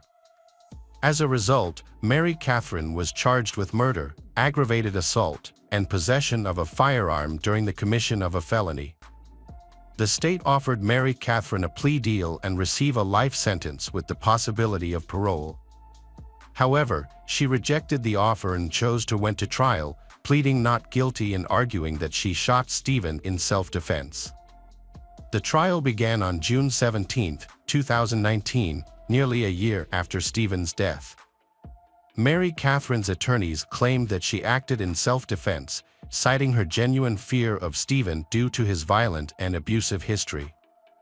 They presented evidence of Stephen's controlling, manipulative, and violent behavior to support their case. During the trial, Mary Catherine testified in her own defense, sharing emotional accounts of the constant abuse she suffered at the hands of Stephen. She described a pervasive pattern of physical, mental, emotional, verbal, and sexual abuse, stating that Stephen would frequently hit her, humiliate her, and subject her. Mary Catherine reported that Stephen subjected her to various forms of abuse. She shared instances where he physically and verbally abused her. The abuse had a profound impact on her physical and emotional well-being, leaving her feeling trapped and fearful for her life. During the trial, Mary Catherine's defense presented a text message from Stephen, stating that she would be punished when he returned home. When questioned about the meaning of this message, Mary Catherine explained that Stephen would physically abuse her and demand that she be a better girlfriend. The defense also presented another text message, in which Stephen warned Mary Catherine not to hit him, threatening to retaliate with twice the force. In her testimony, Mary Catherine described a red room where Stephen and Mary Catherine engaged in aggressive and sometimes violent intimacy, likening it to a concept from the popular book series, 50 Shades of Grey. Mary's defense attorneys presented a text message from Stephen, which stated, "I miss you too much, I'm coming home, and you're about to get it bad, you're going to the red room." Mary Catherine also testified that Stephen sexually assaulted her on 2 occasions, one of which occurred after they returned from a vacation to Walt Disney World. Mary Catherine reported that their intercourse had become increasingly aggressive, and she expressed her discomfort to Stephen, asking him to stop. However, instead of heeding her pleas, Stephen allegedly intensified his efforts. He claimed that she had received various gifts at Disney World and now owed him what was rightfully his. According to Mary Catherine, Stephen told her that she had to give him what he wanted and what he deserved. The defense presented additional evidence in the form of text messages from Stephen to support Mary Catherine's claims of abuse. These messages were vulgar, threatening, and demonstrated a pattern of verbal assaults directed towards Mary Catherine. The defense had over 60 pages of text messages from Stephen that showcased his abusive behavior. One particular image sent while Stephen was out with a group of friends was particularly disturbing. In the image, Stephen was holding a large dead fish aloft with the caption, "This is you." Another message from Stephen to Mary Catherine, after she cheated on him, read that he would wreck her for her wrecking him. The defense also alleged that Stephen struggled with addiction to drugs and alcohol, which led to violent outbursts. During the conversation about the night Mary Catherine shot Stephen, she claimed that she ended their relationship, not Stephen. According to Mary Catherine, Stephen did not take the breakup and acted like he was going to attack her. Fearing for her safety, she grabbed a gun in self-defense. Mary Catherine stated that the last words she exchanged with Stephen before shooting him were, "Get out of my house." However, Stephen's friends and family disagreed with Mary Catherine's portrayal of him as violent, abusive, and dangerous. They described him as laid-back, friendly, and caring. His mother stated she was unaware of Stephen sending Mary Catherine disturbing text messages or threatening violence. While she did not condone such behavior, she believed Stephen only acted out of anger. During cross-examination, the state questioned Mary Catherine about never reporting the alleged abuse by Stephen. The state also pointed out that hours before the shooting, Mary Catherine had been searching for violent and sexually explicit images online while babysitting. Mary Catherine claimed she was looking at those sites to get ideas to make Stephen happy and convince him to stay with her. The state noted that Mary Catherine had altered her story about the night of the shooting at least 10 times since her initial interview a year prior to the trial. A crucial piece of evidence presented in court to support the prosecution's theory that Mary Catherine intentionally shot Stephen was a text message he sent her. The message stated that she had pointed a gun at him multiple times before, and the last incident had scared him. Additionally, Stephen's friends testified in court, sharing their accounts of witnessing Mary Catherine's abuse towards him. Their testimonies corroborated the prosecution's argument that Mary Catherine had a history of violence against Stephen, contradicting her claims that he was the abuser. After deliberating for 4 hours, the jury delivered a verdict of not guilty on the charges of malice murder, felony murder, assault, and possession of a firearm in the commission of a felony. As a result, Mary Catherine was released from prison. The verdict shocked Stephen's loved ones, who were stunned by the decision. In a later admission, members of the jury revealed that they believed Mary Catherine had intentionally shot and killed Stephen. However, they acknowledged that there was insufficient evidence to prove beyond a reasonable doubt why she had shot him. This lack of evidence made it challenging to determine whether the shooting was murder or justified as self-defense. The jury was also unable to reach a consensus on the validity of all the accusations against both Stephen and Mary Catherine. Welcome back, mystery lovers. Today's case is going to keep you on the edge of your seat. The case of Kimberly Wenger. Kimberly Wenger was born on September 25, 1963, in Bloomington, Illinois, USA. She grew up in a family of 3 siblings.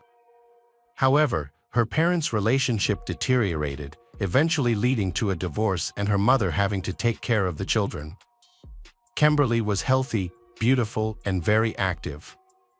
She was a member of the cheerleading squad at her school, where she was quite popular. She regularly attended cheerleading camps and was highly regarded by both teachers and students. Her outgoing personality and beauty made it easy for her to make friends and socialize with her peers. Kimberly aspired to become a film actress and even achieved some success in this field. Notably, she appeared as an extra in the famous film Grand Vue. The filming took place in 1983 in Panty, Illinois, where Kimberly decided to try her luck, and it paid off. This experience became one of the most memorable moments of her life. During this time, Kimberly's mother fulfilled her long-cherished dream of owning a business by purchasing a bar with her grandmother's inheritance. Kimberly joined her mother, hoping to become part of the business. However, disagreements over her mother's vision led Kimberly to leave the company. In 1985, Kimberly met a young man named Thatcher Wenger and they began dating. Kimberly found him to be loving and kind. She soon became pregnant and they welcomed a daughter named Kelsey. The couple later married. Unfortunately, after the wedding, Thatcher's behavior changed, he becoming more cruel. This change, coupled with financial difficulties, made their situation tense. Despite taking care of the children, Kimberly found their finances inadequate and wanted to work part-time. However, she faced challenges in finding a suitable job. The family situation worsened and the couple later divorced. Kimberly soon began dating another man, Dale Fosdick. However, this relationship also failed. Dale admitted that he wanted to end things as soon as he learned that she was pregnant with his child. Not ready to be a father, he decided to disappear. Kimberly was devastated by the news because she had hoped to start a family with him.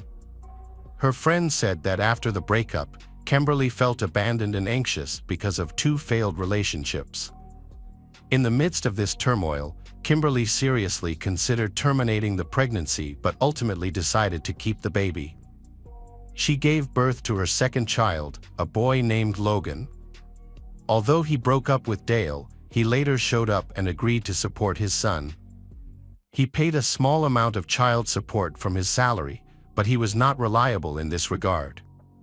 Dale was often late with his payments. They were inconsistent and clearly not enough to live comfortably and raise a child. As a result, Kimberly had to go to work while her friends took care of the children. At the time, Kimberly worked as a hairdresser. She also found extra income by working as a nanny and cleaning lady. This helped a little with the family's needs, but they were all on food stamps and lived quite poorly. Kimberly and her mother had a bad relationship, so her mother did not help her.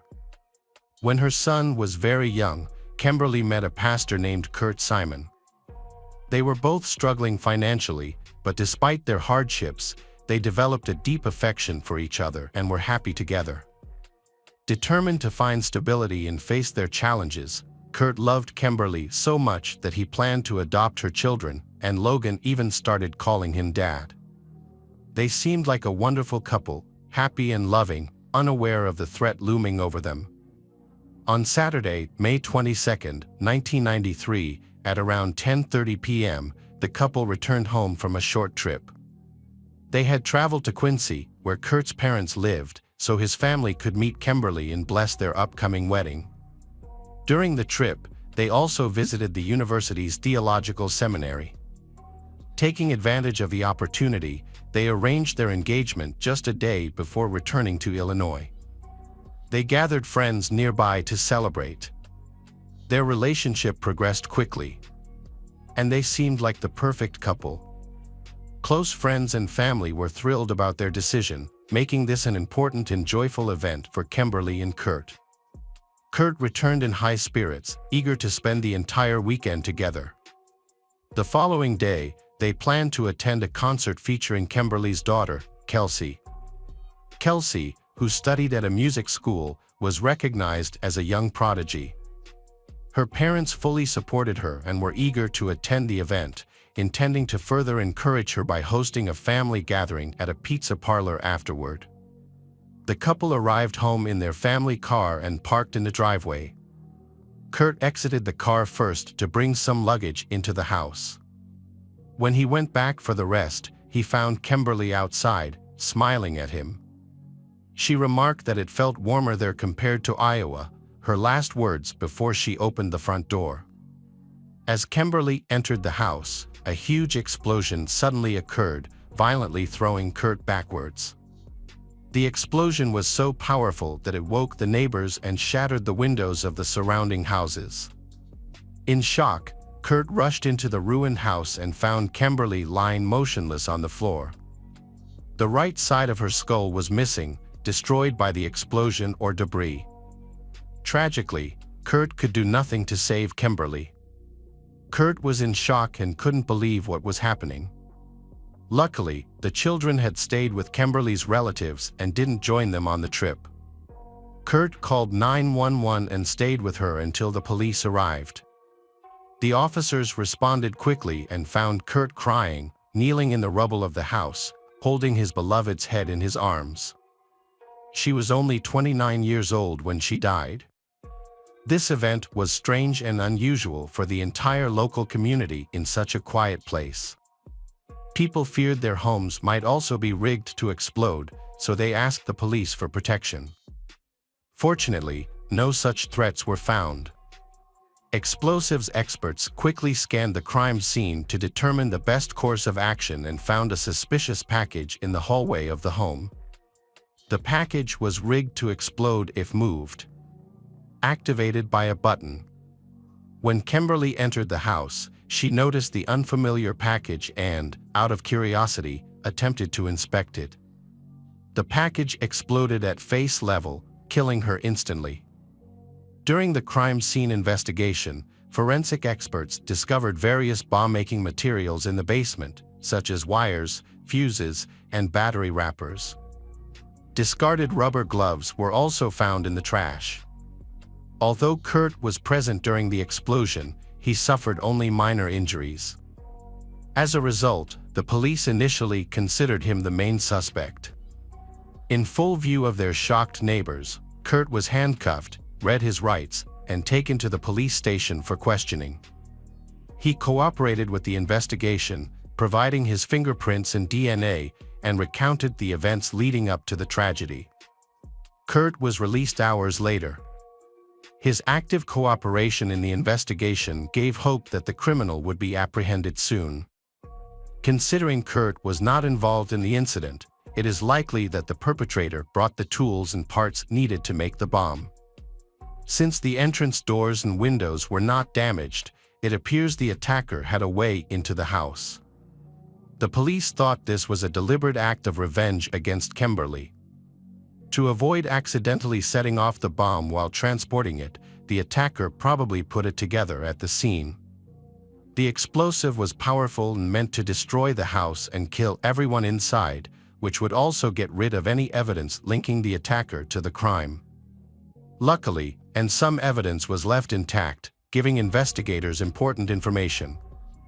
After Kurt was cleared of any wrongdoing by a solid alibi, the police questioned who would want to harm the Kimberly family. Kurt pointed them to Kimberly's mother, Cricket Lewis, who was now married to someone else and had a different last name. Kurt viewed Cricket as evil and the only person capable of such a terrible act. Cricket and Kimberly had a poor relationship, which prompted Cricket to resent Kurt. Kurt claimed that Cricket was only interested in running her bar and was indifferent to everything else. She was described as harsh and inexplicably hostile to others. Kimberly's relationship with her mother was strained and they rarely saw each other. Financial gain and power were very important to Cricket. She pushed her daughter to open a bar, allegedly making money through dubious means. Cricket inherited the fortune from her grandmother, who died suddenly despite being in good health. While the investigation was ongoing, no evidence was found to link Cricket to her grandmother's death, which was ruled to be due to natural causes. After Kimberly began working at Cricket's bar, she was exploited, receiving low wages and bonuses that were not as good as those of other employees. Despite trying to resolve her financial problems with the help of her loved ones, Kimberly only faced more challenges. Realizing the situation, Kimberly abandoned her delusions and left the bar.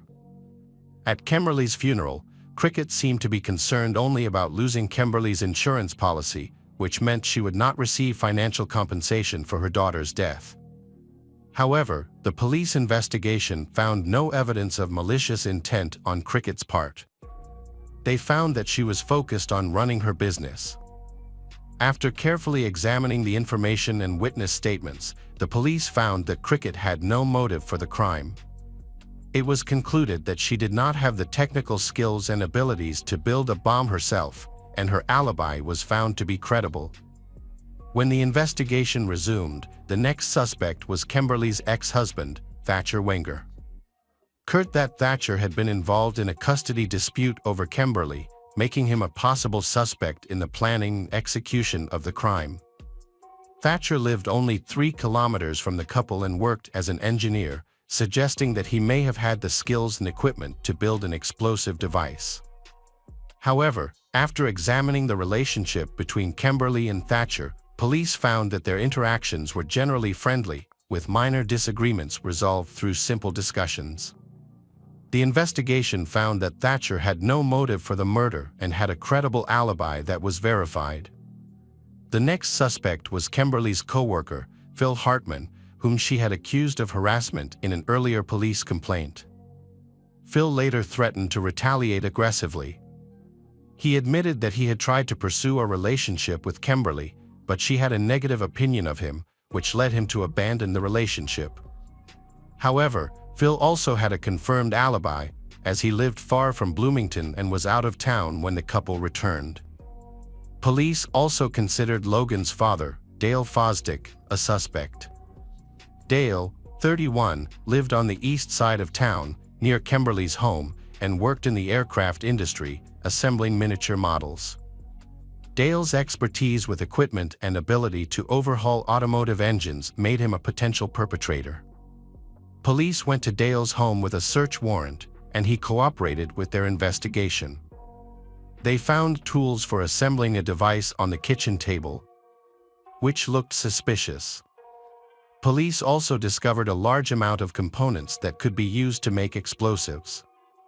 Several tools were confiscated, but the most notable was a pair of pliers, as the markings on the tool matched those found on bomb components in Kimberly's home. Dale also had receipts from Walmart for ammunition and other materials that closely resembled those used to make explosive devices.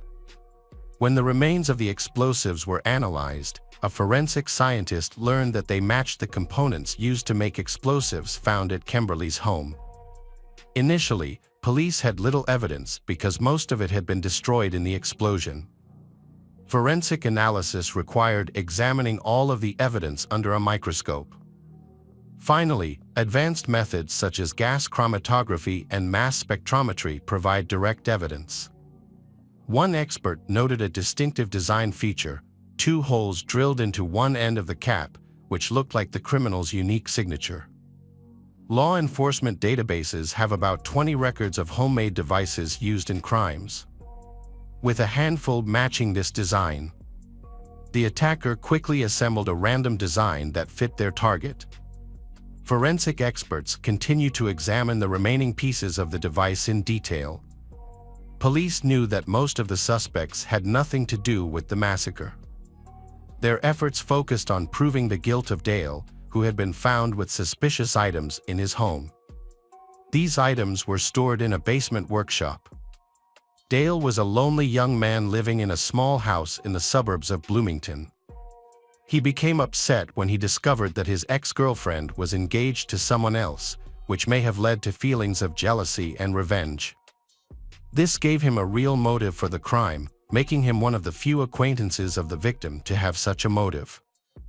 Forensic experts also identified other important details. The attacker used 2 different types of gunpowder, which when combined, increased the force of the explosion. A look at the crime scene showed that the explosion was so powerful that most of Kimberly's house was destroyed. Many who knew Dale believed that he could not have committed such a crime. Usually, such thoughts do not occur to good people. Police searched for any signs of cruelty or aggression in Dale's past before this violent incident. He had no history of violent crimes, legal problems, arrests for similar crimes, or drug addictions. According to many, he had recently shown concern for his child and was trying to improve his relationship with Kimberly. However, because of certain items found in his home, he became the prime suspect. He was arrested for first-degree murder and held in state prison while awaiting trial. The first trial was declared invalid due to insufficient evidence. During the hearing, a juror became ill and was unable to continue, leading to a second trial. At trial, the defense presented Dale as a devoted father and a kind, humble man, arguing that he was incapable of committing a heinous and vicious crime. His attorneys emphasized his role as a caring and loving father to convince the jury of his innocence. Dale initially objected to his girlfriend's pregnancy and fatherhood because he felt he was too young. When Kimberly decided to keep the child, he shunned her. However, he later realized his mistake and completely changed his attitude. He decided to accept paternity and aimed to restore his relationship with both his son and Kimberly, even hoping to marry her.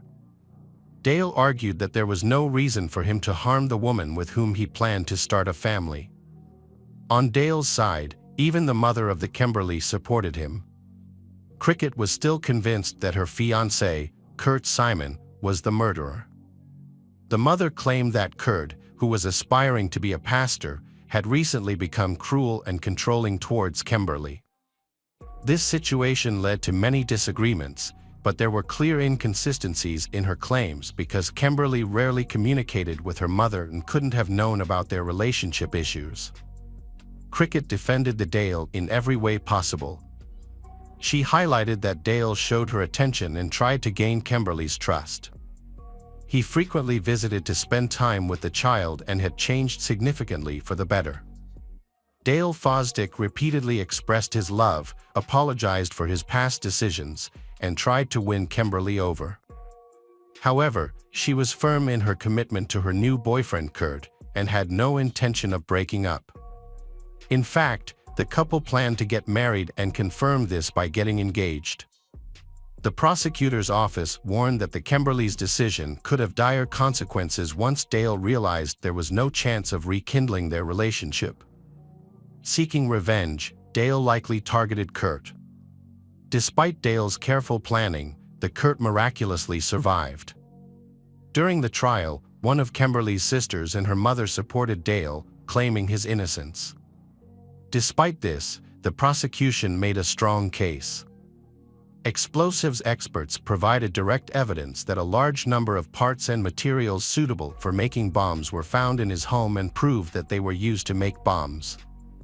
According to S.H. Moore, Dale expressed a willingness to support Kimberly financially, but he preferred to quit his job rather than pay alimony. Meanwhile, Kimberly wanted the financial support she was entitled to from the negligent biological father of her son, so she planned to seek justice through the court. During this time, Dale grew worried that Kimberly would move away with their son to live with her fiancé. Several of Dale's co-workers mentioned his intention to gain custody of Logan to avoid alimony payments. To achieve this, he gathered evidence to discredit Kimberly, hoping it would help him strip her of parental rights and gain custody of their son. Neighbors reported seeing Dale near Kimberly's home before the explosion. Kimberly kept a spare key under the rug, allowing Dale easy access to her home. Many described Dale as a quiet, unassuming, even shy person who seemed unlikely to commit a violent crime. He was known to avoid conflict and was always positive. However, the prosecutor's office argued that Dale's personality influenced his choice of method in eliminating his victim. Not wanting to confront Kimberly directly, he resorted to a surprise and cowardly attack using an explosive device. On February 26, 1996, the jury found Dale Fosdick guilty of first-degree murder. After the verdict, the mother of the Kimberly expressed her disagreement with the decision, stating that Dale could seek her help if he needed it. She held his hand, tears in her eyes, and kissed him on the cheek, believing he was a victim of a miscarriage of justice. Dale had 25 supporters who actively defended his innocence in court. Only one juror voted against the death penalty, which was enough to spare him from it. Consequently, he was sentenced to 55 years in prison. Cricket Lewis, Kimberly's mother, continued to fight for Dale's innocence. In May 1996, she wrote a letter to the local media. She acknowledged that her stance had caused considerable public outrage and that she had faced criticism for supporting Dale, the convicted man. She was upset when her daughter's fiancé Kurt described her as the embodiment of evil in a media interview. Cricket asserted that she mourned her daughter every day and believed that the real killer was still at large. Cricket died at 65 on December 19, 2003. Her son-in-law, Kurt Simon, became a minister at the First Presbyterian Church after her death. Right after her mother's death, Kelsey moved in with her father, Thatcher Wenger, at the Salvation Army and worked in homeless shelters. Thatcher passed away at 52 on November 27, 2003. Dale was in prison and died of natural causes at 48 in 2010. Logan graduated from college, joined the Bloomington Police Force, started a family, and has a child.